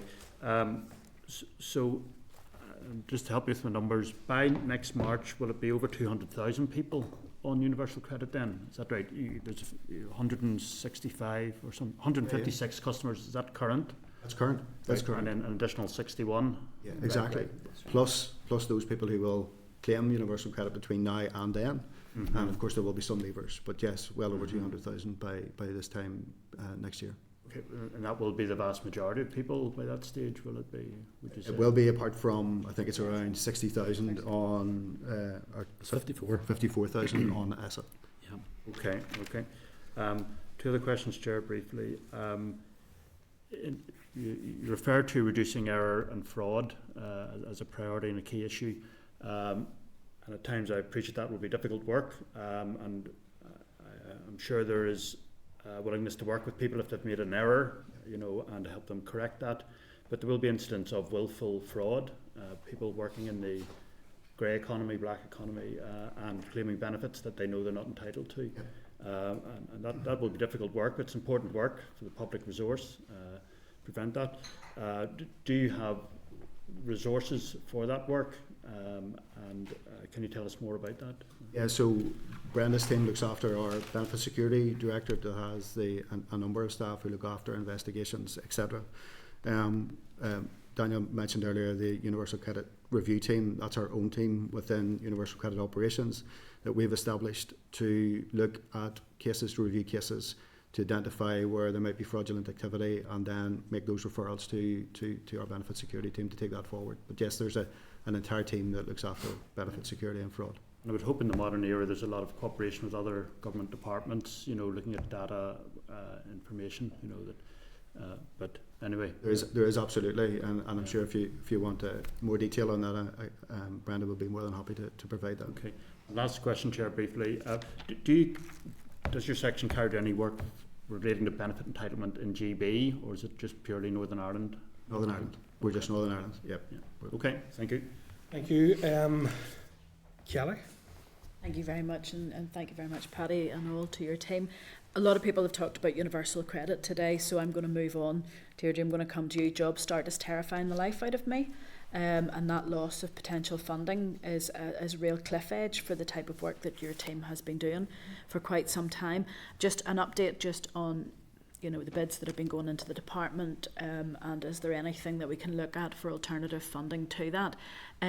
We've also, and the committee already is very aware of the recruitment issues that are causing such a problem across all departments. And I'm just wondering, with regards to access to employment, is there anything proactively being done to identify how some of our people that we're trying to encourage into work could actually go for those jobs in the civil service, and particularly the AO levels? I'm sure there could be many others that people could apply for. I'm thinking about our LMPs and the councils, and are they encouraging people to go that far, helping people to upskill to go that far?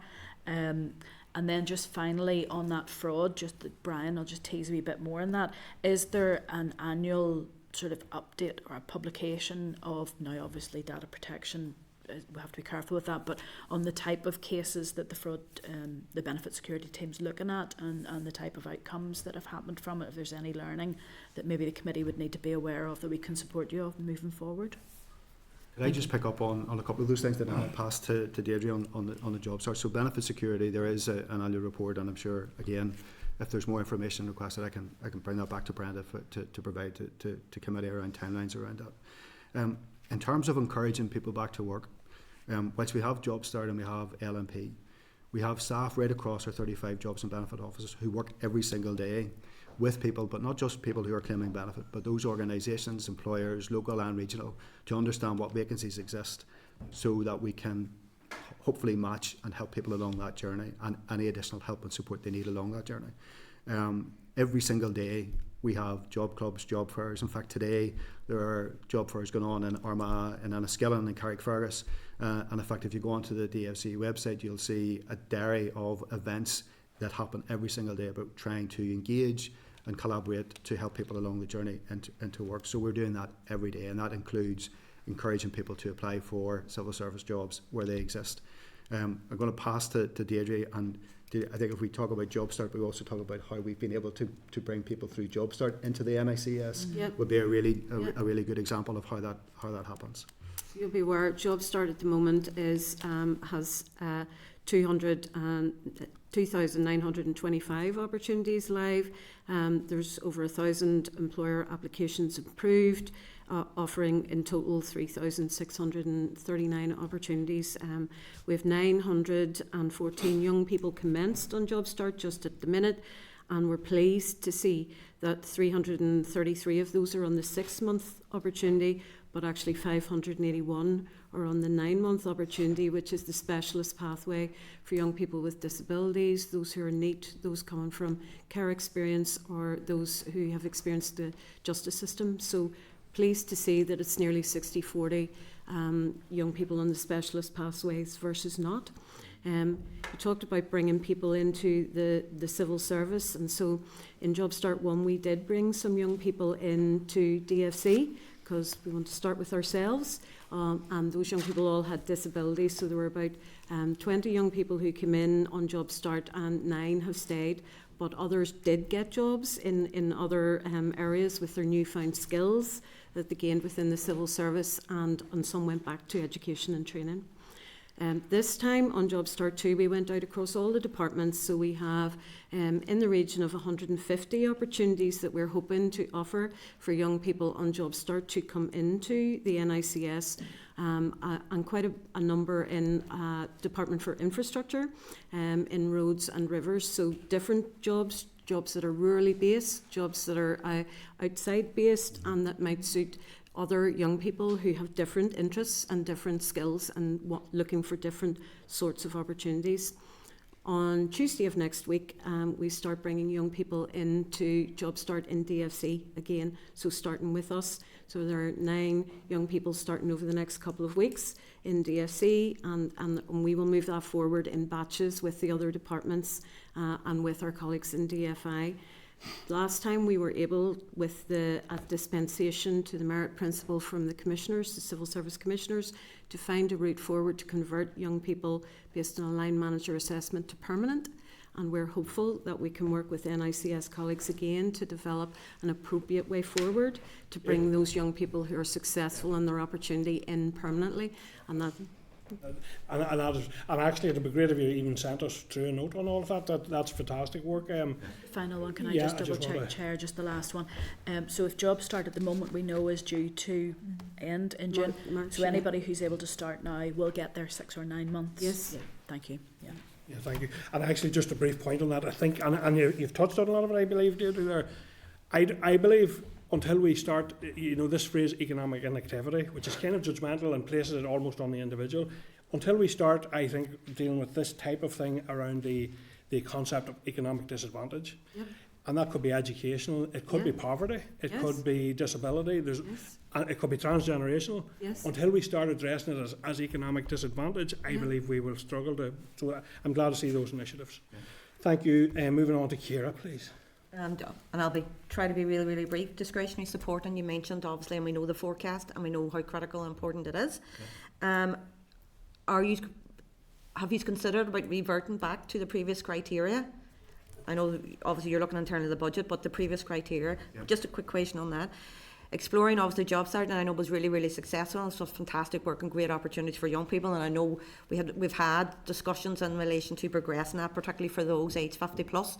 So just where are we at with that?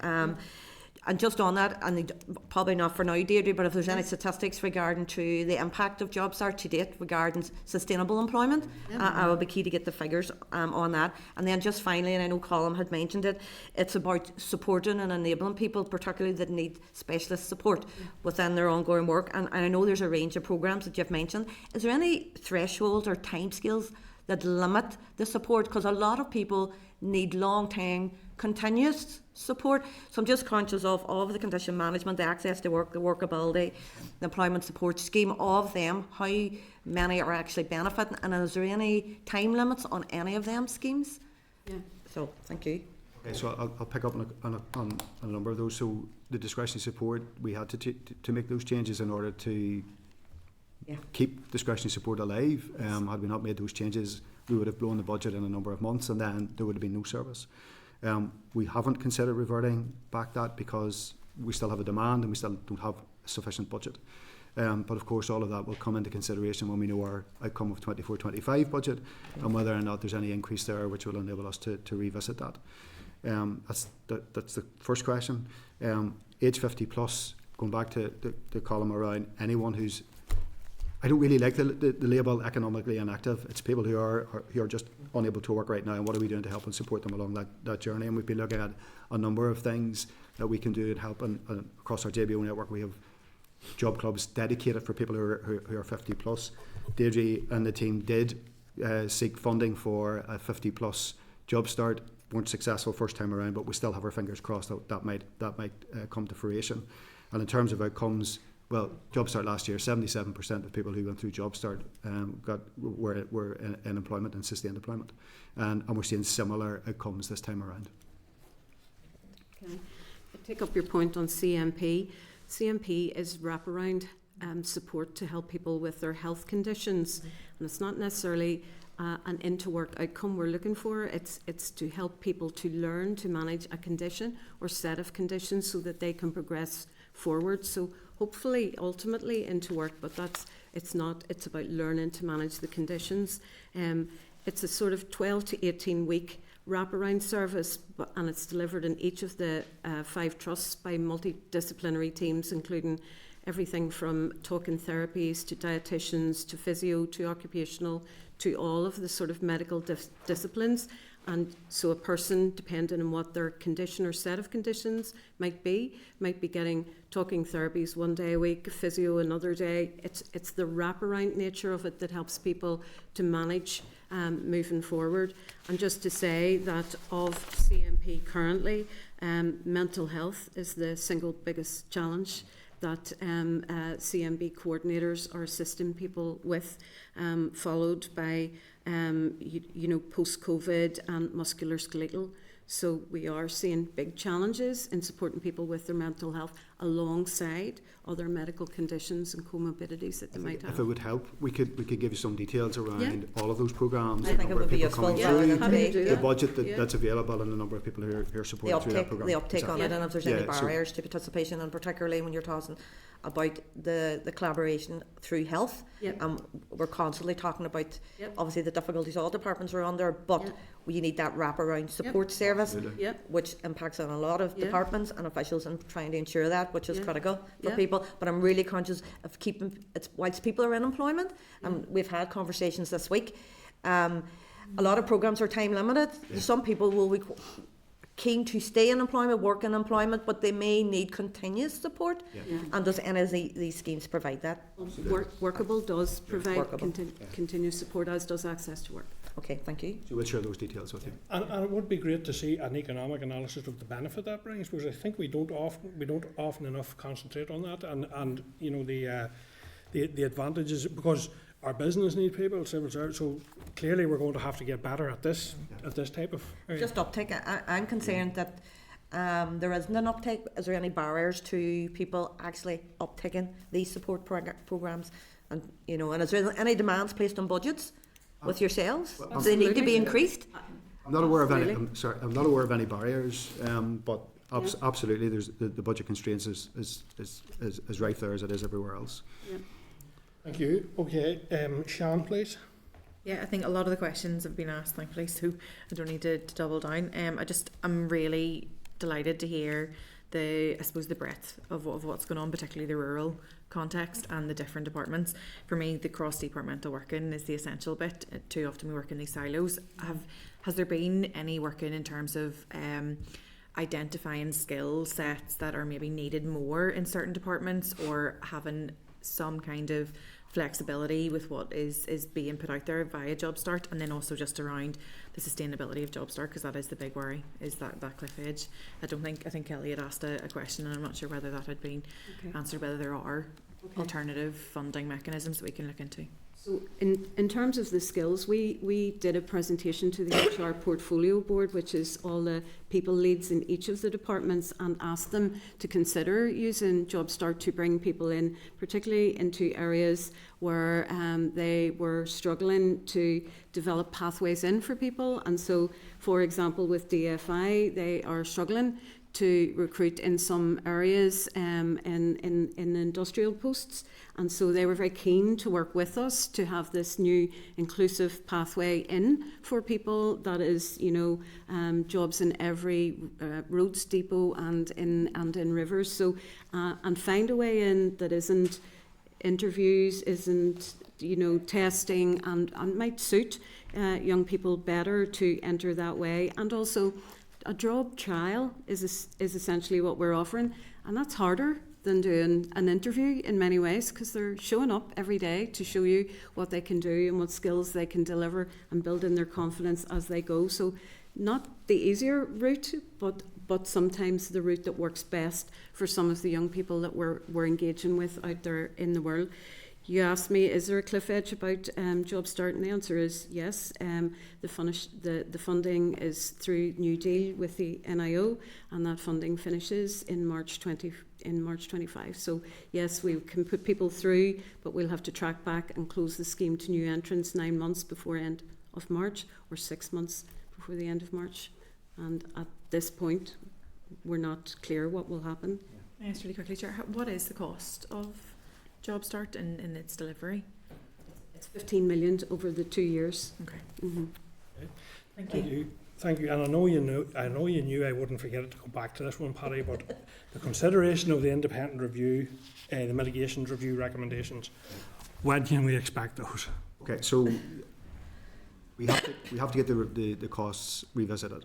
And the independent panel used a particular specialist to do the costings around those recommendations, and we have commissioned the same people to do the costings for us. I think that's going to take around 6 to 8 weeks to do. So I'm hoping that we will have our submission to Minister by the end of May. If there's any delay in that, I'll come back and explain that, Chair. Okay, and that is quite a long time. Given that this was to be a first week executive, in one of a first week, so it really needs to get onto the executive table quite quickly. I think it's an area of huge priority, and I would like to see that priority. And I have to say, I was thinking about the timelines generally. How can you manage such a complex set of considerations within a large and complex department without timelines? How do you know things aren't slipping beyond? So I appreciate some information there, but I certainly think that's generous enough, and I'd like to see it, make sure that is. The other one is the consideration of the independent discretionary support review. What's the timeline on that one? So that will be for Minister to consider. All of the recommendations that are in that report that will cost money will be subject to the 24-25 budget position, and whether or not we can take those forward. There have been some things that we've been able to do that are no cost, and we have done a number of things to try and improve the service delivery.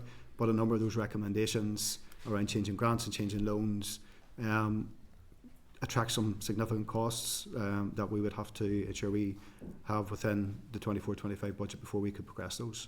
So at the minute, I don't have a time scale for you until we know the outcome of 24-25, and at that stage then it will be for Minister to consider. Okay, thank you. Listen, Brian, real quick. Very quick. Thank you, Chair. You mentioned earlier about the job fairs and events. Yep. I'm just looking at it online. That's an impressive list, actually, well spread out. Some of them are more like job clubs. I worked in a job club in Rathcoole many years ago, and so it's an important service. The point I just want to ask, are all these events drop-in events, or do you need to register in advance? Obviously, they're well spread out, but can anybody turn up at any of them, or do you need to register? Yeah, anyone can turn up, and they are well advertised, as you say. They're on the DFC website. We use social media to get the messages out as well. I'll share the link myself, so we can say anybody. They're drop-in events, all of them. They are. I suppose there are ones that are maybe more orchestrated than others, in the sense that if we're having a job fair in a particular town, for example, we'll contact all the schools in that area, so that all the people who are the school leavers will come. That's more orchestrated, I suppose. But you will have people who are on benefit. You will have job changers. You'll have people who are just happen to be walking by. You know. So. Yeah. Or if somebody wants to travel a bit distance to one, it's not their own home area, they're welcome to do that. Yeah. Oh, totally. Exactly. Totally. Okay, thank you very much. Thank you, members, and thank you, Paddy, Deirdre, Jackie and Conrad, for your attendance here this morning, and for any who got the opportunity to come in on your area for your answers and your commitment to send on some additional pieces of information. But thank you, and good luck with the rest of your very busy, I know you do understand, it's a very busy schedule. Thank you very much. Thank you. Okay, members, I'm going to propose there we take a short comfort break now for 5 minutes, and then we'll resume again at 11:45. Thank you. Committee Room 29. Sound.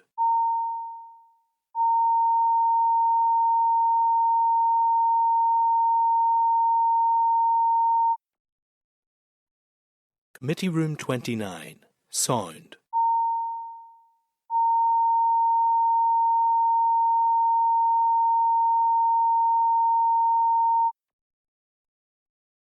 Committee Room 29. Sound.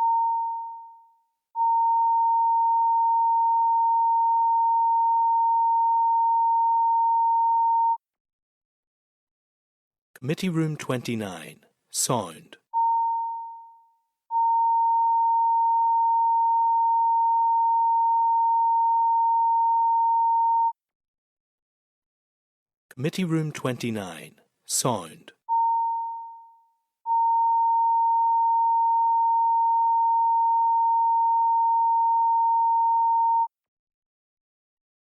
Committee Room 29.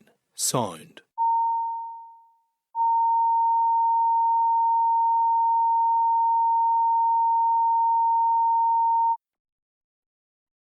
Committee Room 29. Sound.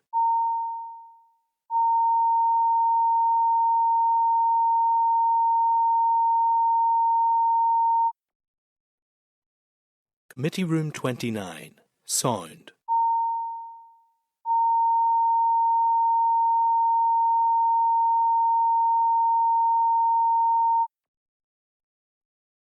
Committee Room 29. Sound. Committee Room 29.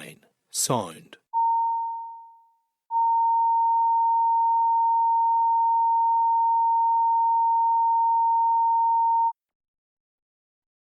Committee Room 29. Sound.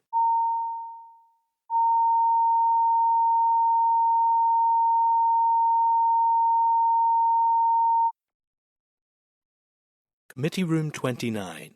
Sound.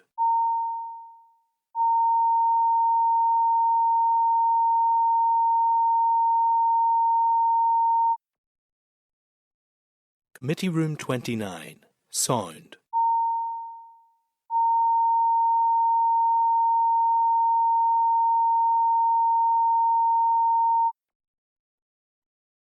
Committee Room 29. Sound.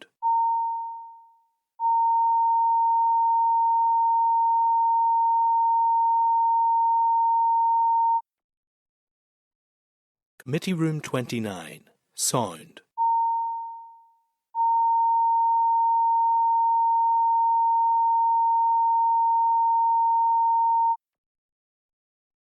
Committee Room 29. Sound.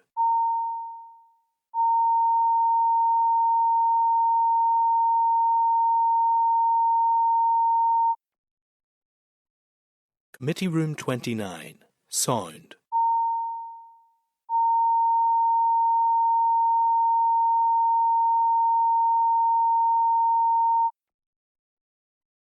Committee Room 29. Sound.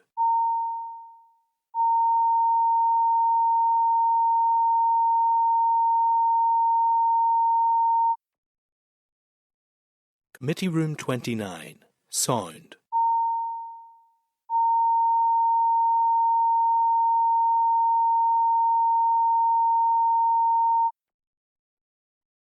Committee Room 29, Sound.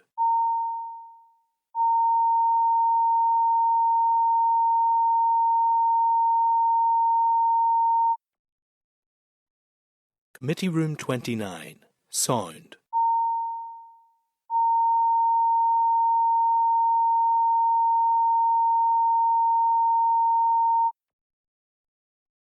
Committee Room 29, Sound.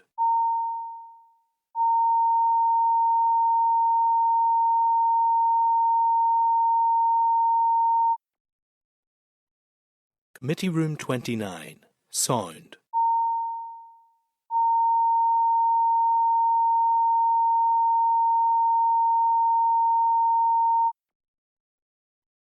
Committee Room 29, Sound.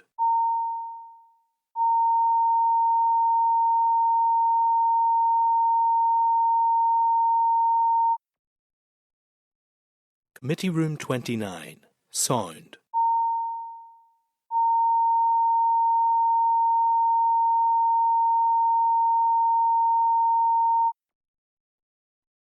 Committee Room 29, Sound.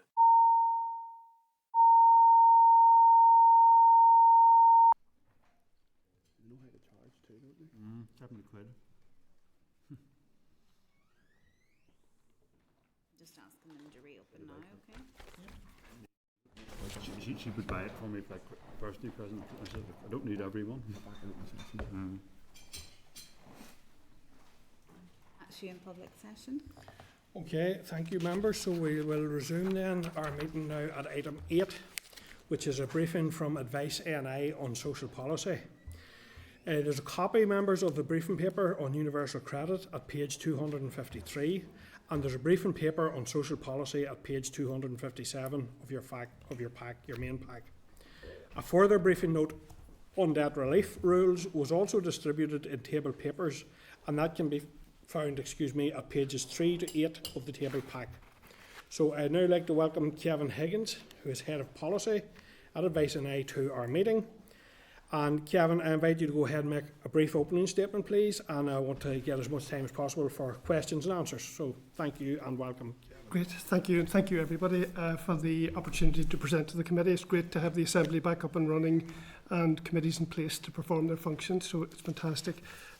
First, to say just a few brief words about the Independent Advice Network, if I can. Advice ANI is involved in service delivery via our own helpline service, and we provide infrastructural support to the front line around things like policy and training, membership and quality, and so on to the front line. Frontline providers are across every council area, and I'm sure members know the local independent advice services in your area. We also have specialist members, either specialist by subject, for example on the issue of housing, or specialist by client group, for example older people or people with disabilities and so on. To give you an idea of the work, last year about 260,000 inquiries, over 75% social security related, and the top 3 in and around that: universal credit, PIP, personal independence payment, and more increasingly people approaching needing crisis support, either help with food, help to heat their home, or whatever that crisis may be. And just a line in terms of the debt services that we provide, we dealt with nearly £52 million worth of debt last year. The average debt per client is in and around £14,000. The top 3 debts being small business debt, mortgage debt and credit card debt. So that's a bit of a very whistle-stop tour of the work of the network. Far more information up on adviceani.net and annual reports and so on. I've been asked a number of times over this last couple of years, and indeed while the Assembly was previously suspended, what's the point of this place? What difference does it make? And I always point to the implementation of the Evison welfare mitigations in 2016, which is something that the entire Assembly can be rightly proud of, going the extra mile to protect people from the harshest impacts of welfare reform. So since 2016, we've had to cope with DLA to PIP reassessment that amounted to about 125,000 cases.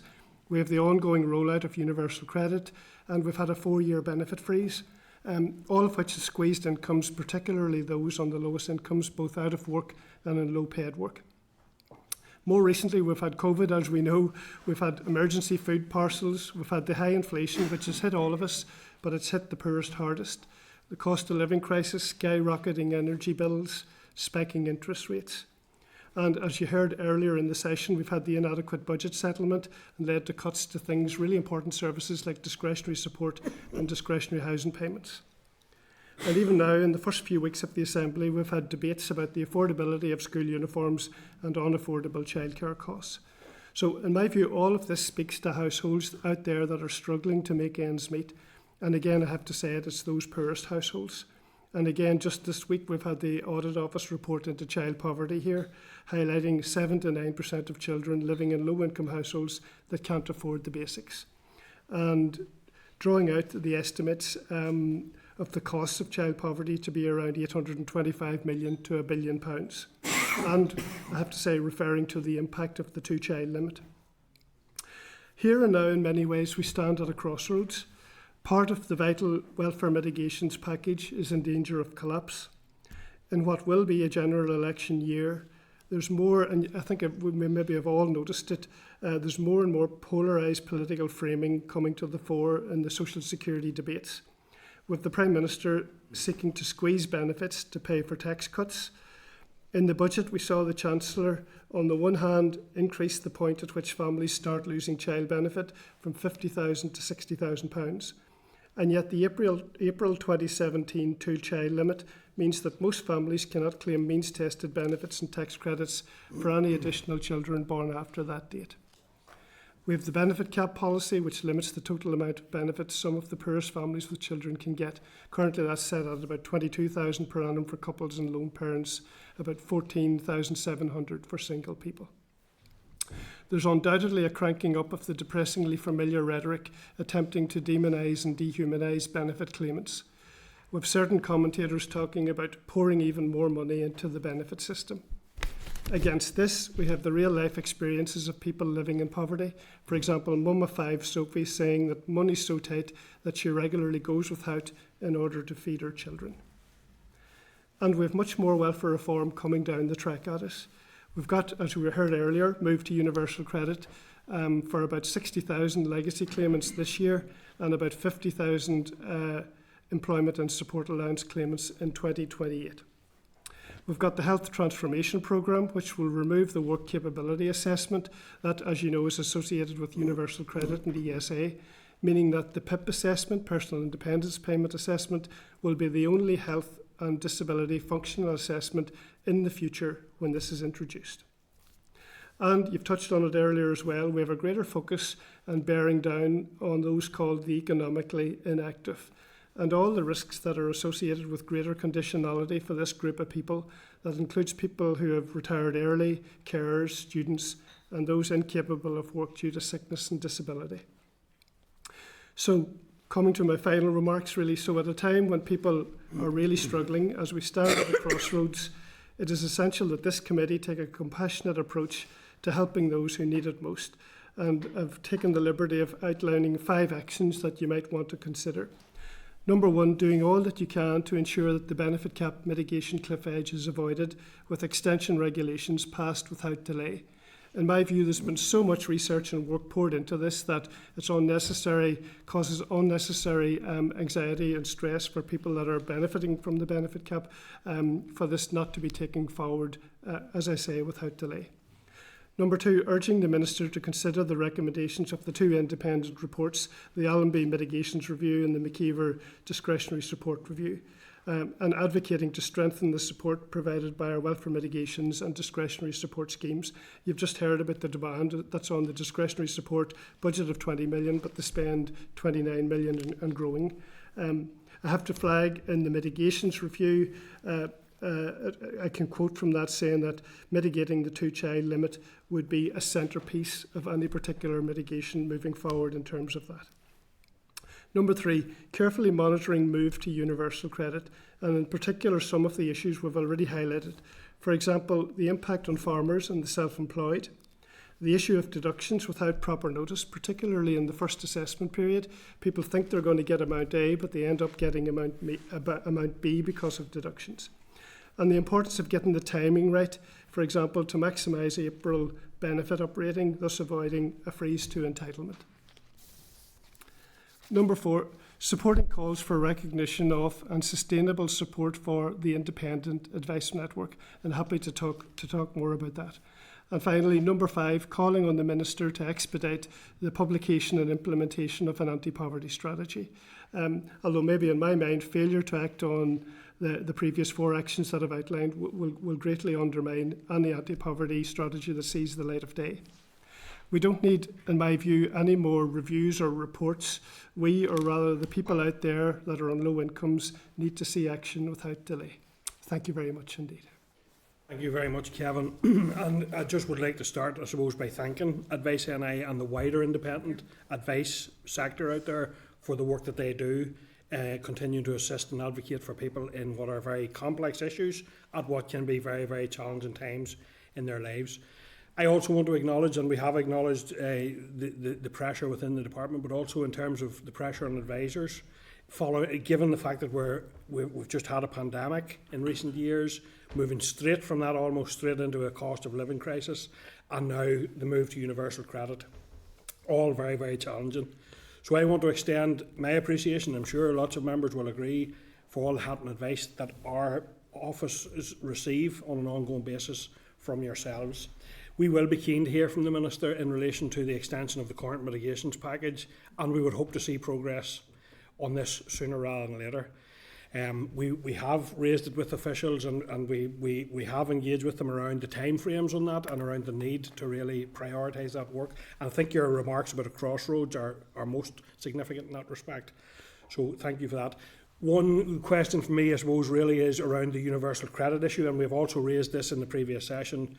Do you think there's enough awareness from people that this move is happening? Do you think there's enough awareness around their eligibility to transitional support?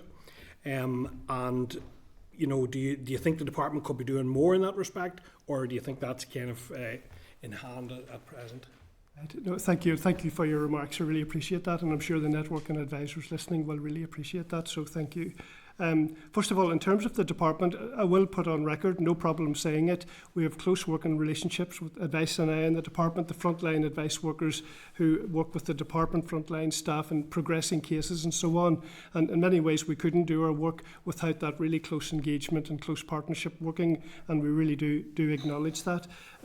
But the challenges are lengthy, and it's the top of our list at Advice NI is move to universal credit, because that's the big one in terms of the welfare reform piece that we're dealing with at the moment. And we have developed this thing, we've called it an early warning system. So it's for us to flag at a really early stage, well, what are our advisors telling us, that the problems that our clients are telling us, and we're feeding that back into the department, and then trying to see, well, what measures can we put in place to try and ease that journey and ease that process, if you like. So there was reference made earlier to the farmers and the self-employed, and we have actually got some good significant easements in terms of longer first interviews and more clear explanations around what the responsibilities of the farmers and the self-employed will have to be in order to move from totally different environment of tax credits to this universal credit. But to flag just briefly some of the other things that have come up as well, deductions we have talked about. Deductions are a real source of hardship for people, because already we've had a 4-year benefit freeze, as I said, and incomes are low in terms of social security. But then you're going below the waterline when you have deductions taken out for perhaps historic tax credit debt, or if someone feels that their contingency fund grant isn't sufficient, then they have to take out a UC advance. So deductions are pushing those people below the waterline. Other things around passporting is a big one for us. So, for example, free school meals entitlement, and in terms of people going on to claim help with rates. So whether you're a homeowner or whether you're in the private rented sector, it's making sure, or social sector actually as well, it's whether you go on ahead and make that claim for rates, because once you make your UC claim, there's nothing now stopping you from getting help with your rates as well. And there's been much talked about health service charges as well. People not getting the help that they need with site tests and so on. With that, there's a lot of work to be done around all of that. I'll wrap up with the issue of sanctions as well. We're seeing a sharp increase in the amount of people being sanctioned as well, which again reduces people's money. So you ask about what more the department can do, and there has been ongoing engagement on the issue of sanctions. But I remember, I think, like a senior official said previously, that there's been a failure somewhere if we've got to the point where we're sanctioning people. So with a sharp increase in sanctions, I would like a renewed focus on that to make sure that people are crystal clear on what they should be doing to avoid sanctions, and hopefully we get that number pushed down. Okay, thank you, Kevin. One of my questions is going to be around the farmers, and I am pleased to hear that there's been some work done around that, and that's useful. So I won't go into that question. My final question then instead will be around the issue of the healthcare costs, and those have been raised to me, and it seems a real point of discrimination, I have to say, in terms of that. I know opticians and lots of those things are being charged. What is the main barrier to those being included in the legislation? Well, we're told it's a legislative issue, so now the doors are open. This is why there's many reasons why it's so great that we have the Assembly back up and running. But we have to get that piece of legislation through the door. I understand that it's universal credit claimants that are affected, but I understand that it'll be health will be the department that will push through that legislation. But ultimately, in a way, it's a very simple piece of legislation. It's around adding universal credit to those list of benefits, which means then you can get that help in terms of those charges and so on. So a fairly straightforward piece of work, but it needs to be prioritised and pushed through. Okay, thank you. I'll go to Kelly, please. Thank you very much, Kevin. Thank you, Chair. As always, thank you to you and your team. As the Chair has said, we're very indebted to all of the independent advice sector. My first question is about the independent advice sector. I've been mentioned in an earlier conversation with departmental officials. Quite often make the call, I feel there's almost like a duplication of services there, because what we'll do, and I do it all the time in my constituency offices, we will phone to make a call, find out the person is on, and then we turn to the independent advice sector to actually get different and specific help for the person. I'm just wondering, are you aware of any reports or any reviews that are happening that does the comparator work between what Make the Call is and what the independent advice sector is? Because I just wonder, investing so much in Make the Call, if we flip that round to the independent advice sector, could we actually be affording more support for people? Oh, it's a point well made, and we've done, as you can imagine, within the network, there's been lots of discussion around what we do and what Make the Call do, and at a time of scarce resources. And in fact, I was at a managers meeting there of our services just a couple of weeks ago, and the common theme coming was just people so busy, risk of burnout and so on. So it's around all of that as well. In terms of Make the Call, on the one hand, I've just spoken about the close partnership work with the department, and in many ways at an operational level we couldn't do what we do and so on. But there is, I think, there's something to be worked out in terms of resources expended on Make the Call and resources expended on the independent advice sector. And I think it's acknowledged on all sides that in terms of some functions, Make the Call can't do it. So they may be able to progress a case and get the application in, but if that application's turned down, and it's just the way of the world that we can't all be 100% successful in everything we do, but they can't perform that challenge function because they'll be challenging themselves in terms of the department. So it's in terms of the challenge function, and it was already referred to, a more holistic service, for example, the debt advice that independent advice could bring to bear in terms of those clients. So I do think, I'm not sitting here and I wouldn't advocate, Make the Call should be shut down, but what I would be saying is, if there's a fair playing field, and if there could be some resources that are currently with Make the Call that possibly could be better utilised with the advice sector, I think the network would really appreciate that. But hopefully that'll be an ongoing discussion, and you may know we have our advice review.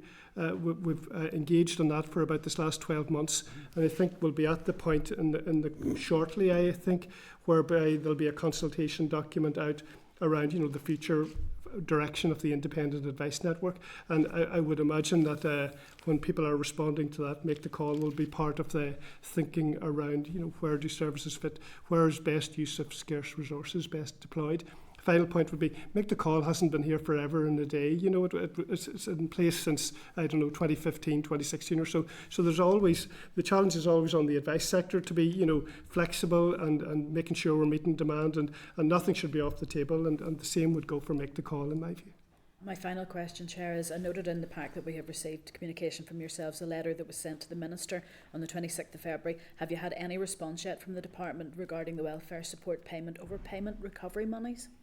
I've had nothing specifically on that issue, and again, and I know it was raised earlier, again, that is something, it's an issue of fairness in my view, that actually that money gets recouped, the rent account then goes into arrears, and you've lost the ability to challenge because you're dealing with a rent arrear as opposed to that original overpayment. So what I would say is that whole issue needs to be treated as if the claimant should be at the heart of that. And so then that claimant, regardless if the money is paid directly to the housing provider, the number one point of contact should be engaging with the client, and then the client perhaps challenging that overpayment or getting a waiver or whatever it is. None of that can be deployed because of the way things are currently set up. I have to say, correspondence has just come in from the Minister's office this morning saying that a meeting will be arranged, and that will be one of the issues on the agenda. Do we think that needs legislation changes for a satisfactory outcome, or is it something? It may do. It's one of those. It may or it may not. It could be a procedural, or it could be maybe guidance. But it's interesting that housing providers, in the relationship with DFC, have gone immediately just simply to repaying that amount, and disadvantaging the claimant because they can't challenge it. So, if it's not legislative, then I would ask for that to be changed sooner rather than later. Thank you. Thank you very much, Kevin. Yeah. And I'm just going to reiterate, obviously, what Kelly and Colin says, that the amazing work that the independent advice sector do, both in my community and Derry, but also across the north. It's amazing work, and that's where I'm slightly concerned in relation to the review, because I'm conscious, particularly the organisations and independent welfare organisations in the likes of Derry, lack the resources to actually meet the demand, and it's quite stressful for the staff. So it's critical that we invest in our neighbours and communities on the front line. And you did note that you have a good working relationship with the department. So I'd be keen to know, what is the current capacity, what are you projecting, given the scale of the changes that you are currently supporting our most vulnerable people with in the neighbours and the communities, and the future changes that already happen. So that would be one area, particularly the sector itself. And what is required in moving forward. You also mentioned the increase in sanctions, which I would be gravely concerned about, because that's leaving our most vulnerable people maybe with no level of income and lack of support there. So we insight into that, and maybe it's something as a committee that we could follow up with the department to get further information on as well, to get more detail around it. Why is that happening? What's the reason behind it? And how can those most vulnerable individuals be supported to not to reach the level that there is sanctions put in place? Absolutely. You, and a bit like the deductions, it's a reduction in money during a cost of living crisis. People simply can't afford that. So it's about, putting all those measures in place. I get and I understand that, there are conditionality criteria that have to be adhered to. But if you have people falling foul of those, and actually maybe they're vulnerable, or maybe they've health problems, maybe they failed harsher medical tests, so didn't get into the right conditionality group, so that they are where they are, but there's no doubt there's health problems and so on. So I think, there has to be measures put in place there, just because people aren't being penalised and driven into hardship just because of whatever needs they have got. In terms of the review, I have to say it was an extensive engagement process with the advice sector and the department, as I say, over this last 12 months. So with Advice NI, other law centre, regional infrastructure organisations and the front line were heavily engaged in that as well. So a lot of pre-work has gone into all of that, and a lot of the issues that we're now talking about were aired as that process developed.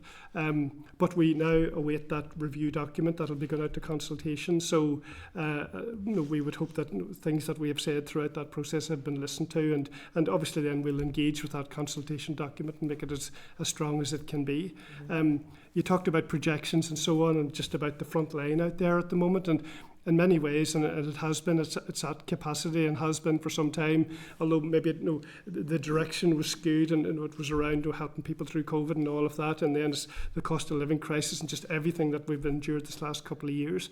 But when I say at capacity, and I suppose your constituency offices know it as well, your capacity and then suddenly turns up at the door, and their PIP deadline is like in a few days' time or whatever. So advisors, and I know it, and they tell me they go beyond the capacity, they'll go beyond 5 o'clock, they'll work through lunch. I remember an advisor last week telling me they went to an outreach, and there was, normally it's planned that at that outreach you deal with maybe 5 or 10 people. At that outreach there was like 26 clients to be seen. Again, went through, and it meant back to the office and straight into dealing with clients in the office as well. So there's all of that. But we're blessed in the advice sector. We have advisors that it's their passion, it's what they want to do. But in many ways, I suppose it would be remiss of me not to say that we shouldn't abuse that passion. It needs to be, resources need to be put in place so that we can do what we do best. And just to finish up on, you talked about anti-poverty. I think the Independent Advice Network and the services are a key anti-poverty measure. We pick up people when they've fallen through other cracks and so on. So it's money well spent, in my view. Just follow up on one, and obviously we mentioned make the call, and we had a presentation here today regarding terms and conditions of welfare advisors within the voluntary sector in comparison to those making call. Is there any glaring differences, particularly around salary? We haven't got the level of detail to allow us to make that comparison in terms of the conditions of make the call. And I suppose there's all the other terms and conditions that would be around pensions, entitlement and so on that we maybe don't have within the advice sector. But there's also there's the other things in terms of the day and daily job around, we have the quality standards that we have to adhere to, which, it takes time to record the case properly and then do case follow-up. And then if we don't get the outcome, it's then taking that case on to the next level as well. So there's a temptation to compare it, but in many ways it's not like with like either. Okay, thank you. And finally, Brian, please. Okay, well, Kevin, thank you for the presentation and for your briefing paper. A lot of good information in that. You make the case for funding for the independent sector, but can you tell us more about what is the current funding? I was on Belfast City Council for 12 years and there was funding from the department came through that was passed on and I think supplemented by the council and I commend the excellent work of the Independent Advice Centre network. So what is the current, what are the main problems? Obviously you would like more funding, but it's also the duration of the budgets. You need multi-year funding. So what is the current nature of the funding that is received by the sector? I suppose, and to be fair, thank you for the question. To be fair, we have, the department has protected the budgets in terms of advice services. So there's the way the whole network would work would be, the department would provide grant funding to councils, and councils, as you rightly say, that grant has been protected. So there's been no reduction in services, if you like.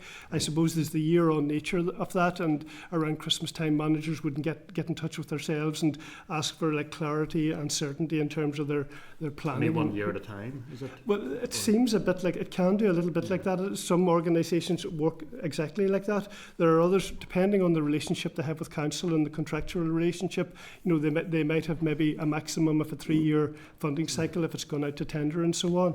So there's a bit of security there. We've also I referred to the Evison mitigation package, and so there's additional also funding in place to take account of the additional demands caused by welfare reform. So DLA to PIP at the start, now move to UC, and in the future we'll have that, the health transformation programme and the single assessment process. So I suppose it's around. I always take the view, and it's a bit like the benefit cap cliff edge, it's about protecting what we have. So in terms of funding, it's about protecting what we have, but it's also acknowledging that advisors are flat out, and what we would like if we had at least protect what we have, but if we had some more additional resources, we could deploy that, A, to take the pressure off our current staff, and then B, to see more people and do more good out there as well. Yeah. Okay, thank you. One other question. Sorry. Yeah, go ahead, Brian, go ahead. I just want to ask you a bit more about universal credit. What would you see as the implications of universal credit? I mean, one of the, if I can use the word, one of the benefits of it was that it was meant to be more like real-time monitoring. So if people got employment for a short period, rather than come off their benefits and then have to reapply, there could be real-time monitoring. Their benefits could be adjusted, as I say, without formally ending a claim and then having to restart one, another delay. What is your experience of that? Or what would you see as the main consequences? Yes. Either if you would identify, are there any positives in it, or what are the main negatives of universal credit compared to legacy benefits. Yeah, and I'm happy to call that as I see it, because universal credit, so it combines those 5 means-tested working age benefits. And the big one in my view then becomes housing benefit, because rather than in a legacy benefit world, if I'm on income support, so I claim in the local JB Jobs and Benefits office, and then I claim to housing executive for the housing benefit, and then you have to deal with those two agencies, if you like, in terms of claims and shutting down and restarting and all of that. So with the housing element combined within universal credit, you know, you're dealing with one point of contact there, so there should be efficiencies there and mean that, you know, people don't fall through cracks and that they only have to contact one agency and they get their case sorted that way. So happy to call that as a positive, and it should be a positive. My main bugbear with universal credit, and claimants would tell this, and I'm sure they say to yourselves as well, is once they get to the end of their assessment period, they simply have no more money left. So there's just not enough money in the pot, and that we've come through the 4-year freeze and so on. We've come through other types of welfare reform and harsher medical tests and so on. All with I suppose a stated aim of government was to drive down expenditure on social security. That's the intention. But in my view, where I think things have gone too far are the driving down of the work incentives within universal credit. I mean, if it's all about, you know, making work pay and work's the best way out of poverty and so on, in my view, much more can be done to make work pay within the universal credit system. And I think there are people out there that are almost scared to claim universal credit just because of what they've heard in the media and so on. And I think that's a shame. And a cost of living crisis, every penny, you know, should be sort of where there's an entitlement should be claimed and so on. And so I give you the universal credit austerity paper just to highlight some of those examples, and the taper rate of 41% in tax credits as opposed to 55% in universal credit. And I engaged with the senior official in the Department for Work and Pensions, and he was saying, oh no, if you could do all the number crunching, there's no universal credit is much more generous. And I just pointed to the one stat that I had at the time, which was people moving from legacy with move to UC under the discovery phase. DFC gave us some information on that, and 87% at that stage needed to avail of transitional protection. So that meant that if you moved across no transitional protection, you would get less money in UC. So 87% at that stage were availing of it. And I think officials said earlier that figure is still really high at about 80%. So to me, that speaks to, and if we're all about making work pay, then we need to get focused on the work incentives, the financial work, and it's all about money in my view, the financial incentives within UC and make them more generous, and that will encourage more people then hopefully to consider and then move into employment. Okay, thank you. Daniel, I'll have to be very brief. Just following on from thank you for your presentation and the great work that the Advice NI do. Just following on from questions that Brian asked, you were talking about the standing still, yes, but the need for extra resources. Have you a figure in mind as to what would be required, percentage or figure-wise, to help services? We did some of that work. I was part of the mitigation review team, so we did some of that work in terms of working up the costings that eventually led to the additional money coming through welfare reform. So to be honest, we've been so focused on trying to keep what we have and retain and not go backwards. And to be fair to the department, and to be fair, that level of funding has remained level, if you like. But I'm happy to just sort of now focus on that and do some work, particularly as we know the work that's going to be coming at us down the track. And as well as all that new work that I talked about, of course, we've got the renewals of PIP, and we've got, the renewals in terms of people are getting the work capability element of UC. So there's all that ongoing work, and then the new work coming down the track. But that's a piece of work that I'll put at the top of my list. Thank you.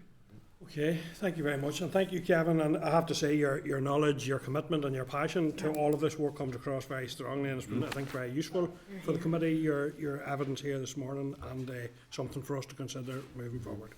Thank you very much. Thank you. Thanks, everyone. Good luck. Okay, members, moving on to item 9, which is a departmental briefing on the legislative consent motion, the Pensions Special Rules for End of Life Bill 2024. So members, documentation in relation to this agenda item starts at page 271. And I now welcome back to our meeting, or to today's meeting again, David Tarr, who's Director of Social Security Policy, Legislation and Decision Making, and Hayley Ward, who is Policy Lead. David, could you or Hayley go ahead and brief the committee, please?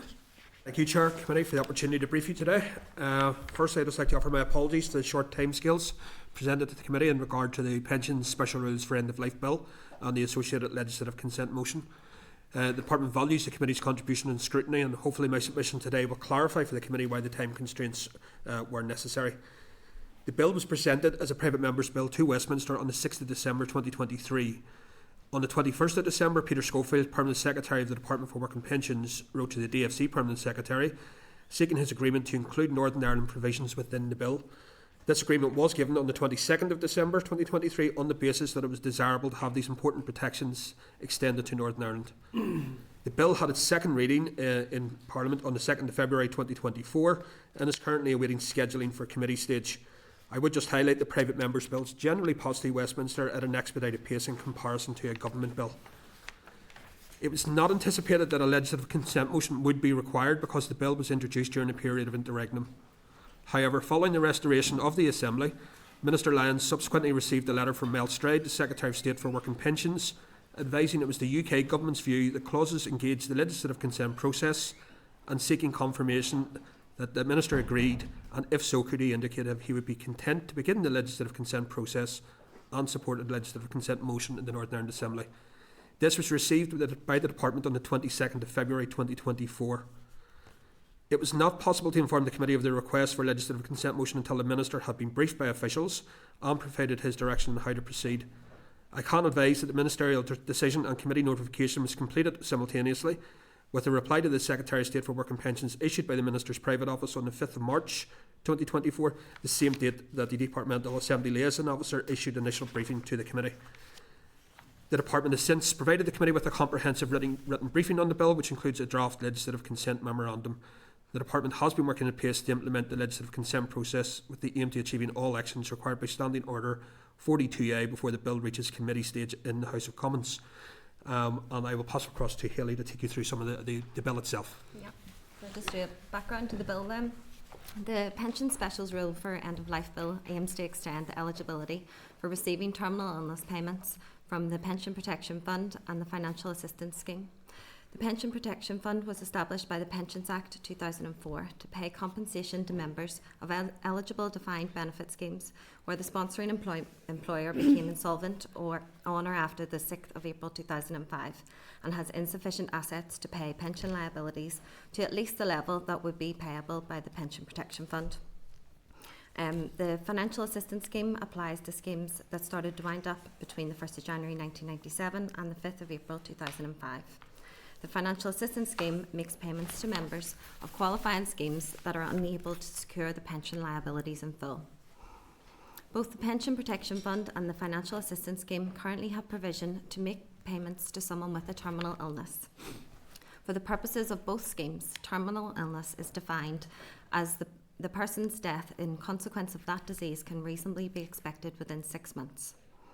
This eligibility criteria was set in line with the Social Security Special Rules for End-of-Life provisions originally introduced in 1990. The relevant definition of terminal illness for Northern Ireland is in the Pensions Northern Ireland Order 2005 and the Pensions No. 2 Act Northern Ireland 2008. If the committee are content, I will briefly run through the main provisions of the bill. Yeah. So the provisions which deal with transfer matters relate to provisions in the Pensions Northern Ireland Order 2005 and the Pensions No. 2 Act Northern Ireland 2008 that allow for the definition of terminally ill as being 12 months instead of 6. Clauses 1, subsection 3 and 4 of the bill make amendments to the Pensions Northern Ireland Order and the Pensions No. 2 Act Northern Ireland 2008 to amend the definition of terminally ill from 6 months to 12 months. Clause 2, subsection 2 extends the relevant parts of Clause 1 to Northern Ireland. Clause 2, subsection 3 extends Clause 3, the short title of the bill, to Northern Ireland. And Clause 2, subsections 5, 8 and 10 allow for an appointed day order and transitional saving provisions. In summary, the legislative consent motion is requesting the agreement of the Assembly to the provisions in Clause 2 of the bill extending to Northern Ireland. This is to ensure the provisions are brought into effect at the same time as those in Great Britain. Although pension policy is a devolved matter, in general, pensions policy and legislation operate in line with the corresponding provisions in England, Scotland and Wales, in line with Section 87 of the Northern Ireland Act of 1998. If it is not agreed that provisions in the bill extend here, it would be necessary to bring forward a separate Assembly bill to ensure that parity is maintained. However, this would mean people in Northern Ireland would not benefit from the extension of the terminal illness definition at the same time as those in Great Britain. If it is agreed that provisions in the bill extend to Northern Ireland, this allows the provisions to be enacted across the jurisdictions at the same time. The intention is that the bill would be enacted as soon as possible. Therefore, it would be beneficial for it to be agreed that the provisions in the bill extend here. We are happy to take any questions or clarify any issues. Okay, thank you for that very much. I just want to note, I'm delighted to see we've been joined by some of our younger citizens here from All Saints College, I believe, A-level students. Good to see you engaging with the assembly processes. I do note in relation to the LCM that Mary Curie has indicated that that we could go even further. I know a lot of us have done a lot of work around end of life generally, and I think in that sense it is welcome, and I think there is certainly scope to do better as we go forward. Again, the fact that it's an LCM does, I think, raise some challenges around devolution and all of that. But I do understand the rationale. But I think it's important to say that you would always prefer it was another more robust. But it's something that I know there's a rationale provided for. So just members, our draft report into this will come back to us next week. So we will consider the implications of all of that. And thank you for your time today. Thank you. Thank you. Oh, sorry. I had Daniel coming in for a question. Sorry, Daniel. You've actually answered it about the robustness of the change. It isn't moving in the right direction, but in my opinion, it could be better. Just a question in relation to the Pension Protection Fund. It says it cannot compensate someone who has received a lump sum for a terminal illness. It's outlined on page 321. Does this mean anyone who has paid into a critical illness insurance scheme will be ineligible to make a claim? I'm sorry, could you repeat the question? So basically, the provision states that the Pension Protection Fund cannot compensate someone who has received a lump sum for a terminal illness. So it states it on page 321. Does this mean anyone who paid into a critical illness insurance policy will be ineligible for the claim, to make a claim? This might be related more to the next agenda item, Daniel. Yeah. Maybe it might be more relevant to that. Occupational pension. Yeah. Oh yes. Yeah. Okay. Okay. So thank you for that. Thank you for that, David and Haley, both. So I'm moving on then to agenda item 10, departmental briefing on coronavirus. Yeah. Is that the correct order? It's agenda item 11, I think. Daniel's is 11, yeah. So agenda item 10 then in between times. So you're right. Okay. Yeah. So no problem. Departmental briefing then on Coronavirus Act 2020, Section 78, local authority meetings, statutory rules. So members, you've been provided with copies of the rules starting at page 327. I want to welcome the following officials to the meeting: Anthony Carlton, who's Director of Local Government Policy, and Julie Broadway, who is Policy Lead. Both very welcome this morning. Could one of you go ahead, please, and begin the briefing? Yes, thank you to the committee for the invite. Could I start off by saying that obviously the committee has written to the Minister, and just ahead of the formal response coming back, I'll go through some of the detail and of the questions that the committee has asked. We're obviously asked for the briefing, and that's why we're here. In terms of the next question, which is the forecast timescale, the Minister is absolutely committed to maintaining as short a gap as possible between the emergency provisions that were in place up until last week and the proposed formalised regulations that we hope to bring forward. A draft of the proposed regulations I circulated to some council officers by way of making sure that we try and run in parallel with the process in terms to try and make sure the process goes as quickly as possible. I expect that we'll be able to bring to the committee an SL1 within the next few weeks, subject to just the Easter recess. In terms of whether the consultation is required, the regulations provide for councils with flexibility to meet remote or hybrid meetings. There's no statutory requirement to consult on regulations. If time is permitting, the new regulations would be issued for consultation. But as I've said, the Minister has indicated that he's very keen to get the gap down to as short a period as possible. We did undertake, the Department undertook concluded in February 22 a public call for evidence, seeking views on whether or not hybrid meetings for councils would be appropriate. We received 14 responses, including 10 from councils, and generally speaking, the support with 10 were very supportive of the provisions.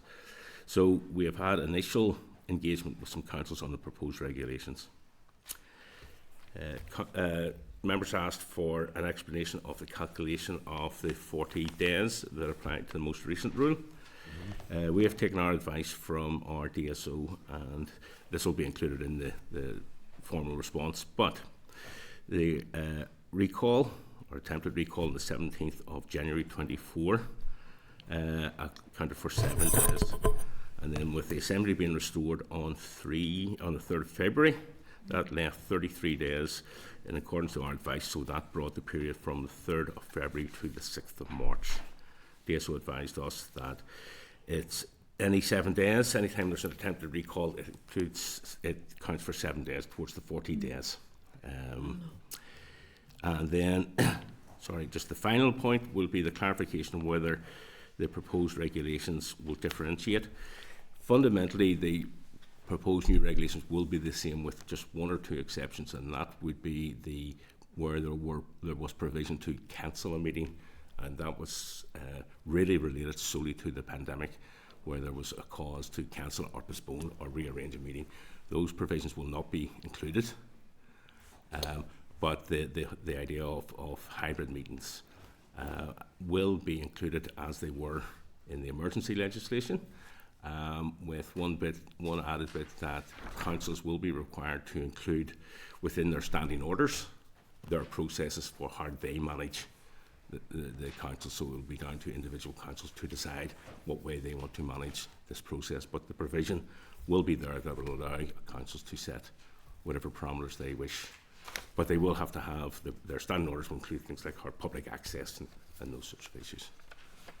So that's where we are at the minute. Then. Thank you for that briefing. And I suppose I do want to say I made the point immediately when the initial renewal of the COVID regime that if one good thing came out of COVID, it was the capacity for organisations to look at how they would do online meetings.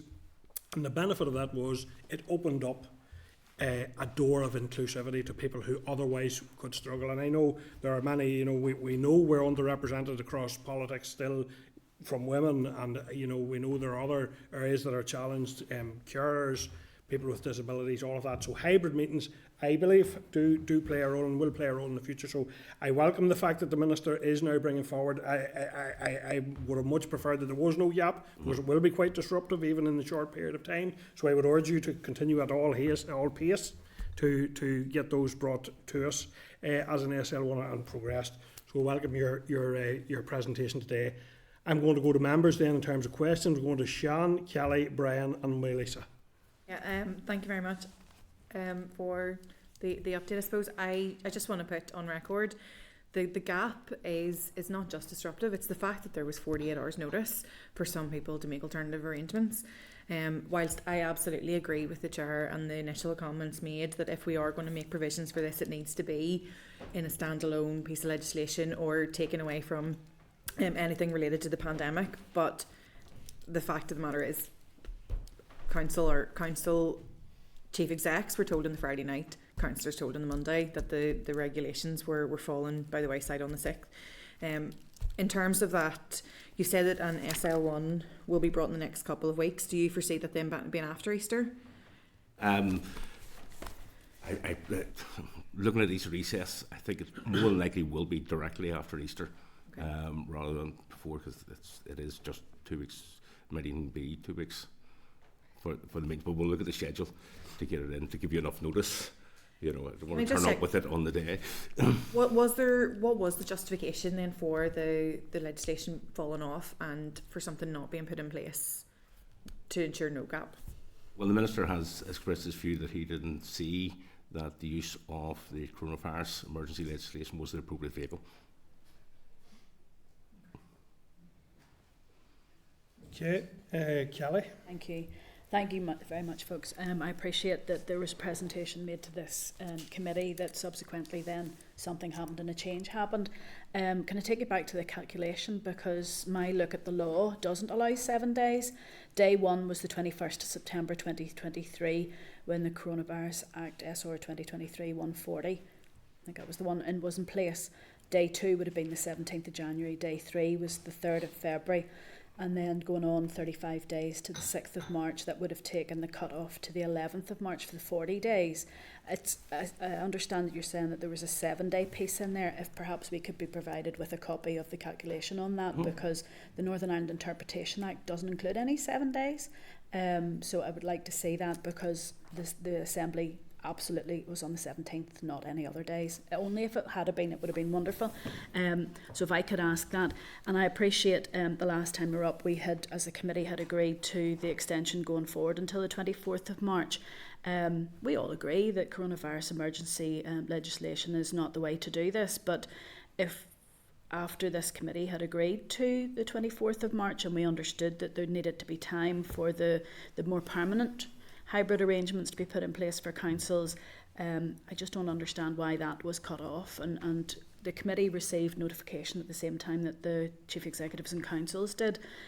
Was there any potential that we could have received that information earlier, given it was, I think it was 22nd of February we were updated? Well, as soon as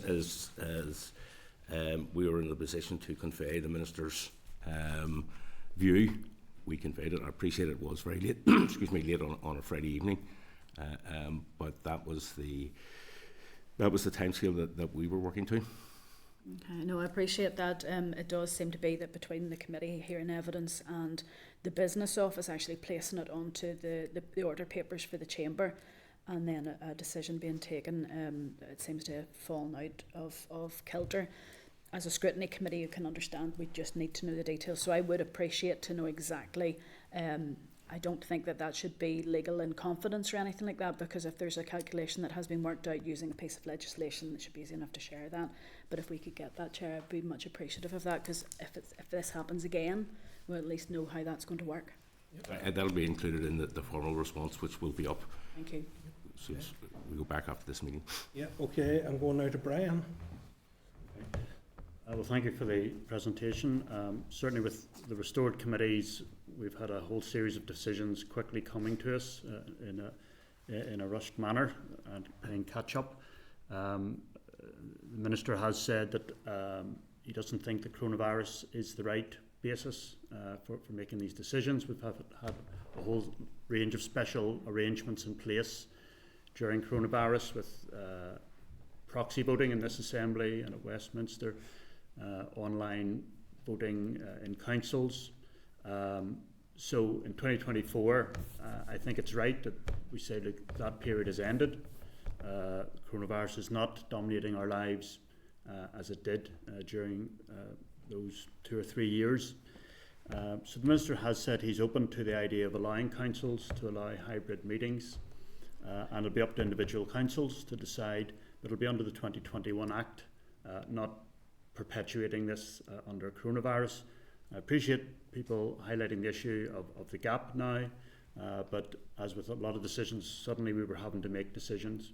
And as the debate in the Assembly the other day, again, people making the point that coronavirus shouldn't be the basis for making fundamental decisions. So there will be that opportunity for councils to decide their own arrangements, and there will probably be a range of decisions by councils. It will not be uniform. It will be up to them individually.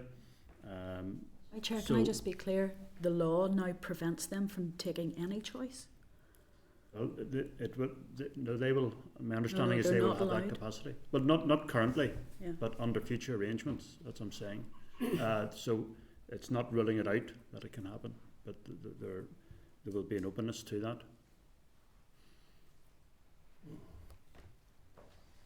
Okay, going to go to Marisa.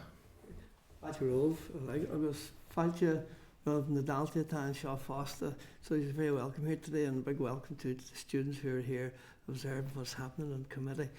I welcome the reconsideration by the Minister, irrespective of, we'll say, the reasons or whether it's the COVID legislation, and I would also welcome too the very fact that it will be developed in such a way whereby it becomes a permanent feature rather than being dependent on the likes of COVID and so on. And I only but can endorse what it has already been expressed by our chair, and I know that for a number of councillors in my own area, and we're talking the Derry City and Staban District Council area, which is a very wide rural dimension to it, and that it has implications, and in particular for the women councillors and women councillors who are also mothers who attend the home and that as well too, that when they can use this facility now in the event of it being reintroduced again too, that it's important. But not only that, just even for all of those people who for one reason or the other would utilise the facility, but it also endorses the acceptance of this type of communication, which has much wider sort of implications rather than just say within council. And I'd like to think that those that want to utilise it will now have that opportunity to do so. So, thank you again, and thanks to the Minister who's reconsidering as a result, I'm sure, of even the letter coming from this committee as well too. So, All right, Chair, can I just clarify to agree with Kelly's point? It will be available once this legislation. It's not currently available, so just to...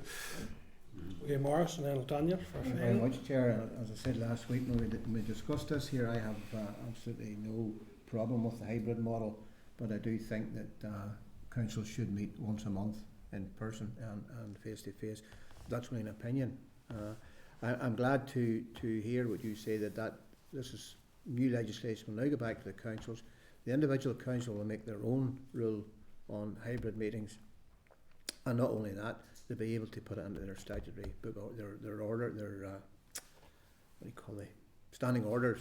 Yeah. So therefore, it'll be their decision. It'll be independent. It'll not be a case of us here in the Assembly imposing our will on the councils. And I'm happy enough for that. Thank you, Chair. Thanks, Morris. Daniel. Yeah, similar vein, just Chair, hybrid models are vitally important for the general function of the council, particularly when we become so accustomed to it in our lives and in many aspects. But I do think that full council should be attended in person. We're required to be in this house to attend plenary twice a week. I drive a 4-hour return journey to do that because I'm elected to do that. I think it is important that elected representatives attend full council meeting. I am happy with the flexibility other than that, but I think it is important that that's where they're at on the day the full council sits. Thank you, Chair. Yeah, I get that. I get that point. Andy and then Ciara.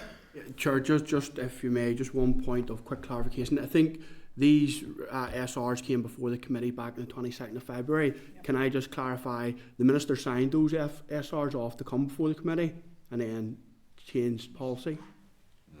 Did that? Those orders were made before the Minister was... But they would have to... So I appreciate that, but was the Minister requested to give sign off for those to come before the committee, or was it just as a matter of course? It was more. It was a matter of course, because we were invited to talk to the SRs that had been set down in the House previously. So the officials didn't seek direction from the Minister at any stage before bringing those SRs to the committee. So if there was any direction as to the policy direction in regard to that, the Minister hadn't at that stage given any opinion on that. The Minister was considering. It was before the Minister with consideration, but he hadn't given. We did have a backlog in front of us from the very start, a backlog of SRs, in which that one was probably included. No, Chair, I appreciate it. I just wanted to ascertain whether the Minister at that stage had given any opinion, and then as this is a change of policy, that's all I was trying to establish. Fair enough, yeah. Just be clear that the Minister was considering the forward-looking one, at the time of the attendance at the committee, the backward-looking or the ASRs that were led over the last couple of years were not led by the Minister, obviously, and so if my memory serves me right, I think it was Kelly actually asked a specific question during that committee meeting. Will we then have another SR coming before us in respect of a further extension before we then have the local government provisions? And if I remember correctly, and we can go back to the minutes or the audio, the video, the answer to that was yes. So, sorry, yes, we'd said that the minister it was with the minister for consideration, the issue of the 6-month extension. yeah, I just would have thought the minister would have given some type of direction given the discussion around the matter, but happy to leave it at that, Chair. Okay, thanks, Andy. Ciara?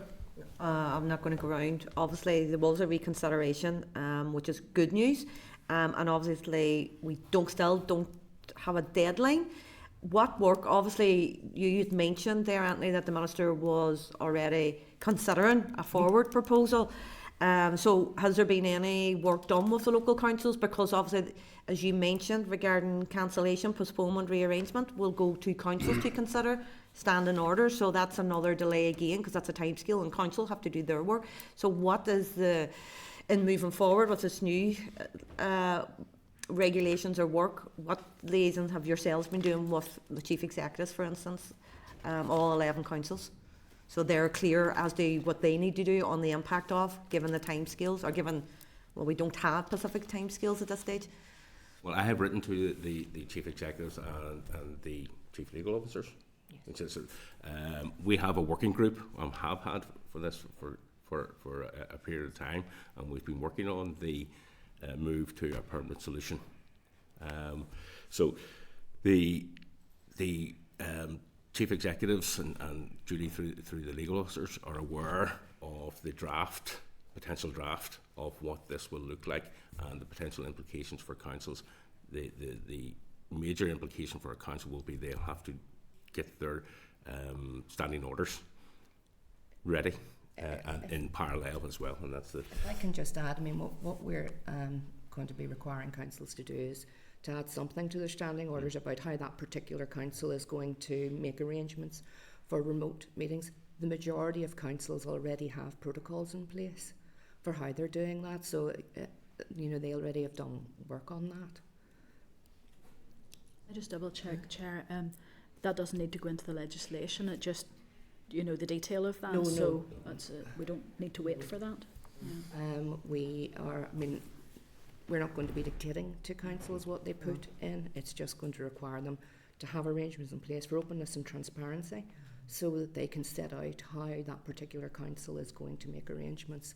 But what the regulations will say in relation to that is it will require councils to put something into their standing orders, and will set out the type of things that they could include in their standing orders, but it's not going to actually specify what councils have to put in their standing orders. This is just trying to ensure that there is no gap in relation to ensuring this can continue the hybrid meetings, but then other aspects of that was in the original legislation. We don't want to repeat what's currently happened.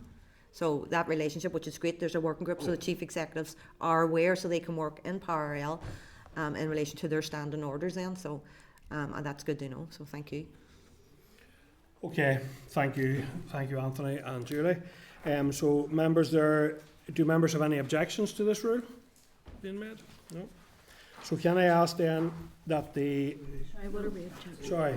We're only in here. Yeah, sorry. That's just thanks for the briefing, yeah. Okay, we don't need to take any formal position on that. No. Okay, thank you, Anthony and Julie. And we're moving on then to agenda item 11, which is SR 2024/39, the Occupational and Personal Pension Schemes General Levy Amendment Regulations NI 2024, which are on page 349. Do members have any objection to the rule? No.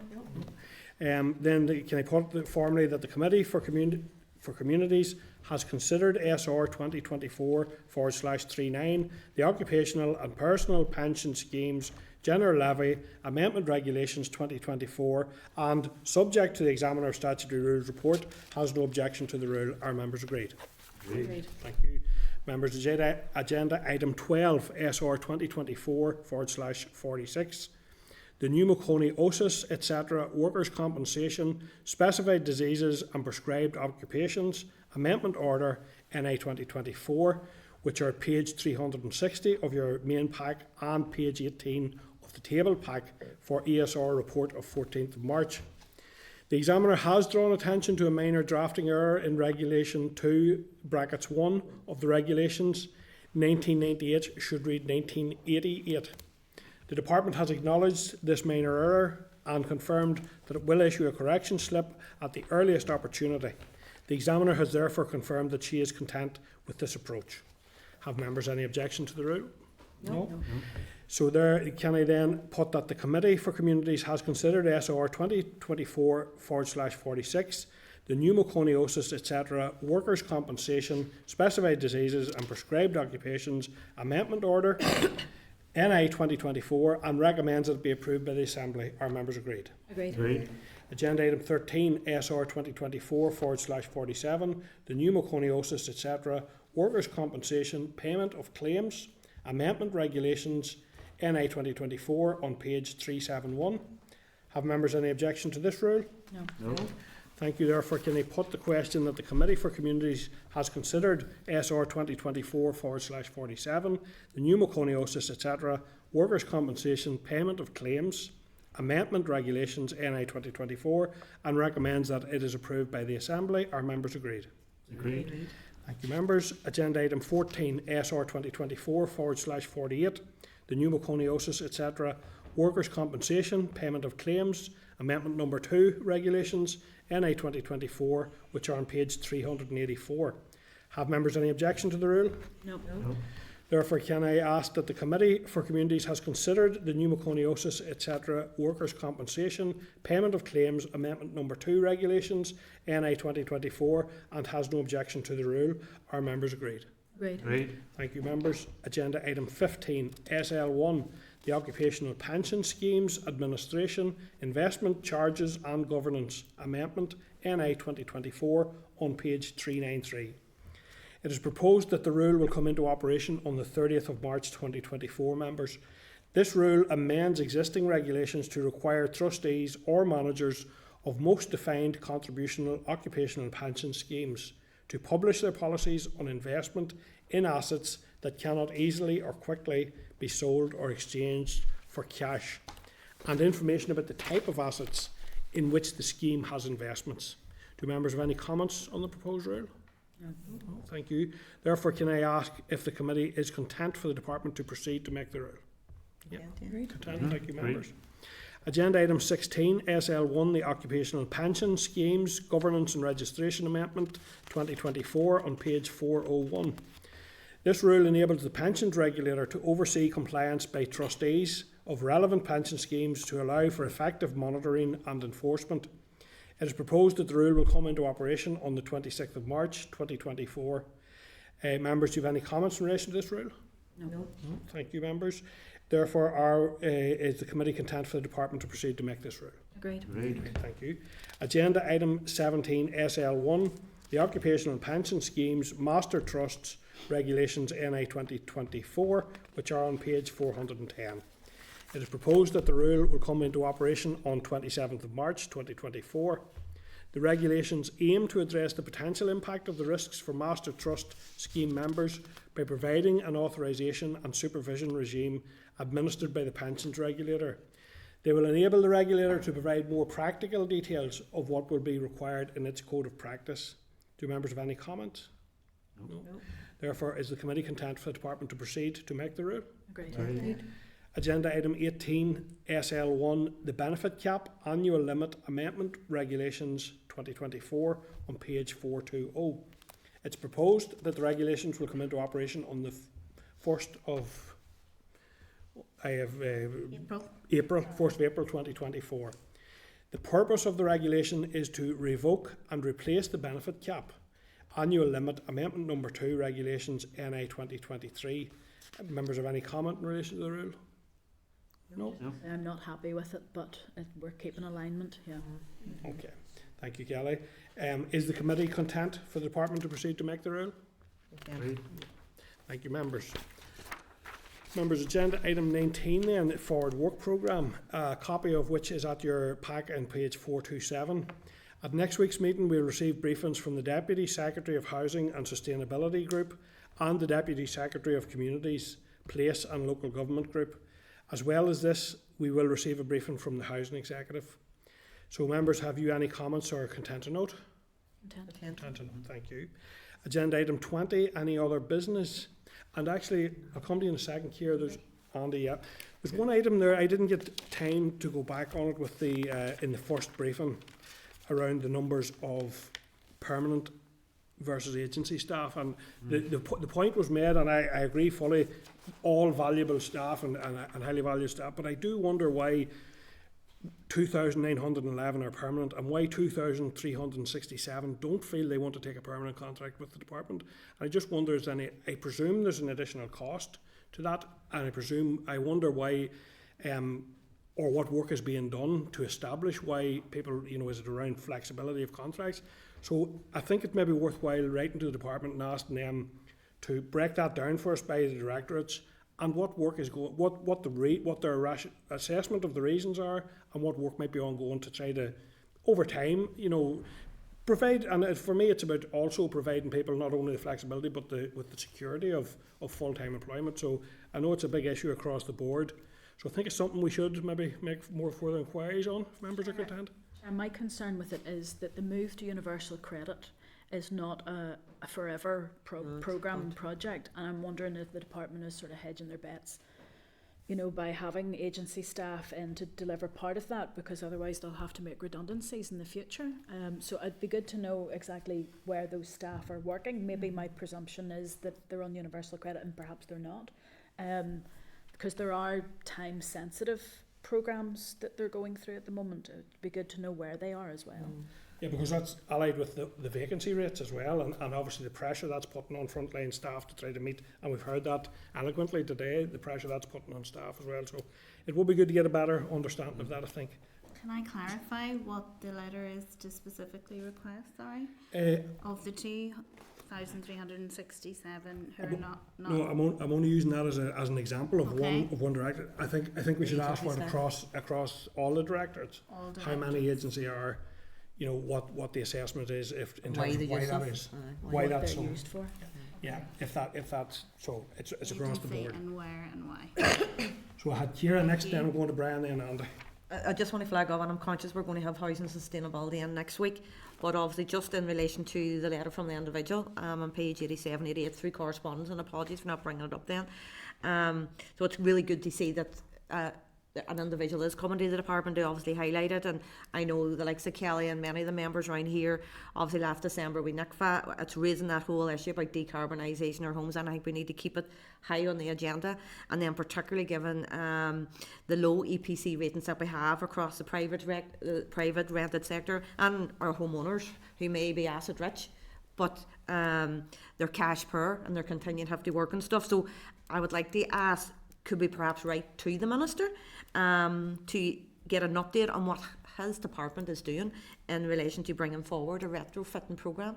And I know I constantly flag it up regarding the climate change legislation and local council level. I think it's a key area of work that we constantly need to bring to the fore. So would it be possible to write to the Minister for an update as to what the department is doing and where their plans are? Can I clarify, does the member want that letter to go in advance of next week's briefing? I think yes, yeah.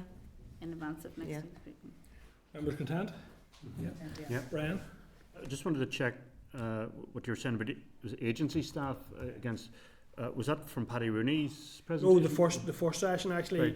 Right. I think the numbers quoted were 2,911 permanent staff, 2,367 agency. Right. Yeah. Almost a similar number. Yeah. Because Paddy, I noted it was 3,000 of their own staff and only about 400 agency. Yeah, there was a big difference. There was a big difference there. So but I didn't pick up the figures in the first one. Right. It was closer. Yeah. Right. Much closer. Okay. Almost half and half. Okay, Brian? Yep, that's fine. Andy? Yeah, Chair, I just wanted to raise in relation to the point in the Advice NI briefing around welfare supplementary payments, and that was actually the point that I was raising with Leo. This is something that came across my constituency office in the past, and I was advised that this was a legislative anomaly in relation to the welfare supplementary bedroom tax legislation. I'm just wondering if colleagues were in agreement. Can we write to the department to ascertain, is that the case? I understand they've been aware of this for some time. It does seem unfair that individuals where the welfare supplementary payment that has been made to the landlord, in an instance, it's recovered and then they're left with an overpayment that they can't challenge as being unfair, but in other instances where there have been an overpayment that's not paid the landlord, they can challenge it as error, etc. So it does seem unfair. It seems to be an anomaly, and I would think that this is something that the Minister and the Department could take forward very quickly. I did note that Leo, in reply to me, said that this is something that they would take forward as part of the welfare mitigations review, which could be some time away. Meanwhile, the department can't tell us how many individuals could potentially be affected by this. I know my own particular case that I dealt with, the individuals weren't even aware that the supplementary payments were being made until such time as it was clawed back, and meanwhile then they were left with a significant overpayment. Totally unfair. Okay, yeah, thanks Andy for that. Yeah, is it on this issue, Kelly, or so our members agreed, content to write on that basis? Kelly? Could I just ask, can we write to the department? I know this is floating around because it's in the news at this stage about this Victoria Square apartments, and given the fact that housing comes under ourselves, it's just to be very clear if the department has any remit to do with that. I don't think it does, but it would be useful just for that clarification because it may come across our desk. Okay, thank you. Okay, Clerk, you Yeah. okay with that? I'm aware of the issue as well.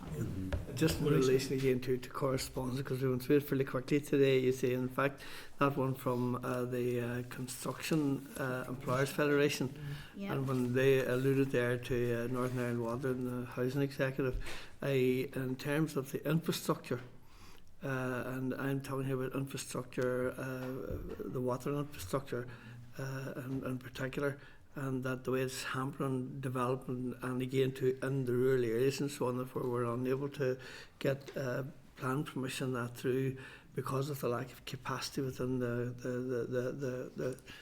NI Water set up at the present time. So I don't know whether we can have information on that prior to our meeting, and that on what the likes of the executive and so on, how it's impacting on them, or whether how the infrastructure issue impacts on the housing completely supply.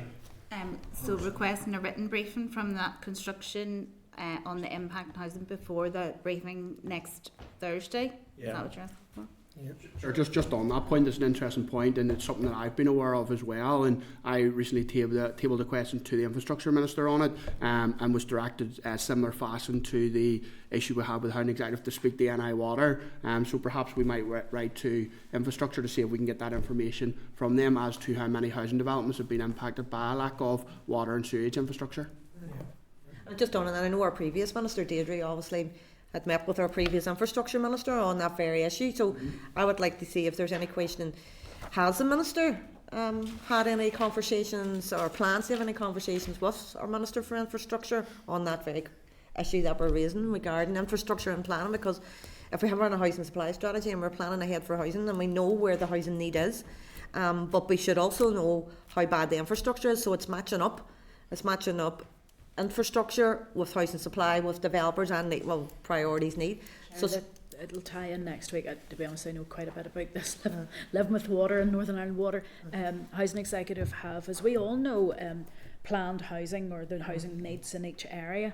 Those housing needs in each area won't be able to be delivered if the next year's budget doesn't invest in Northern Ireland Water to the level that they say they require.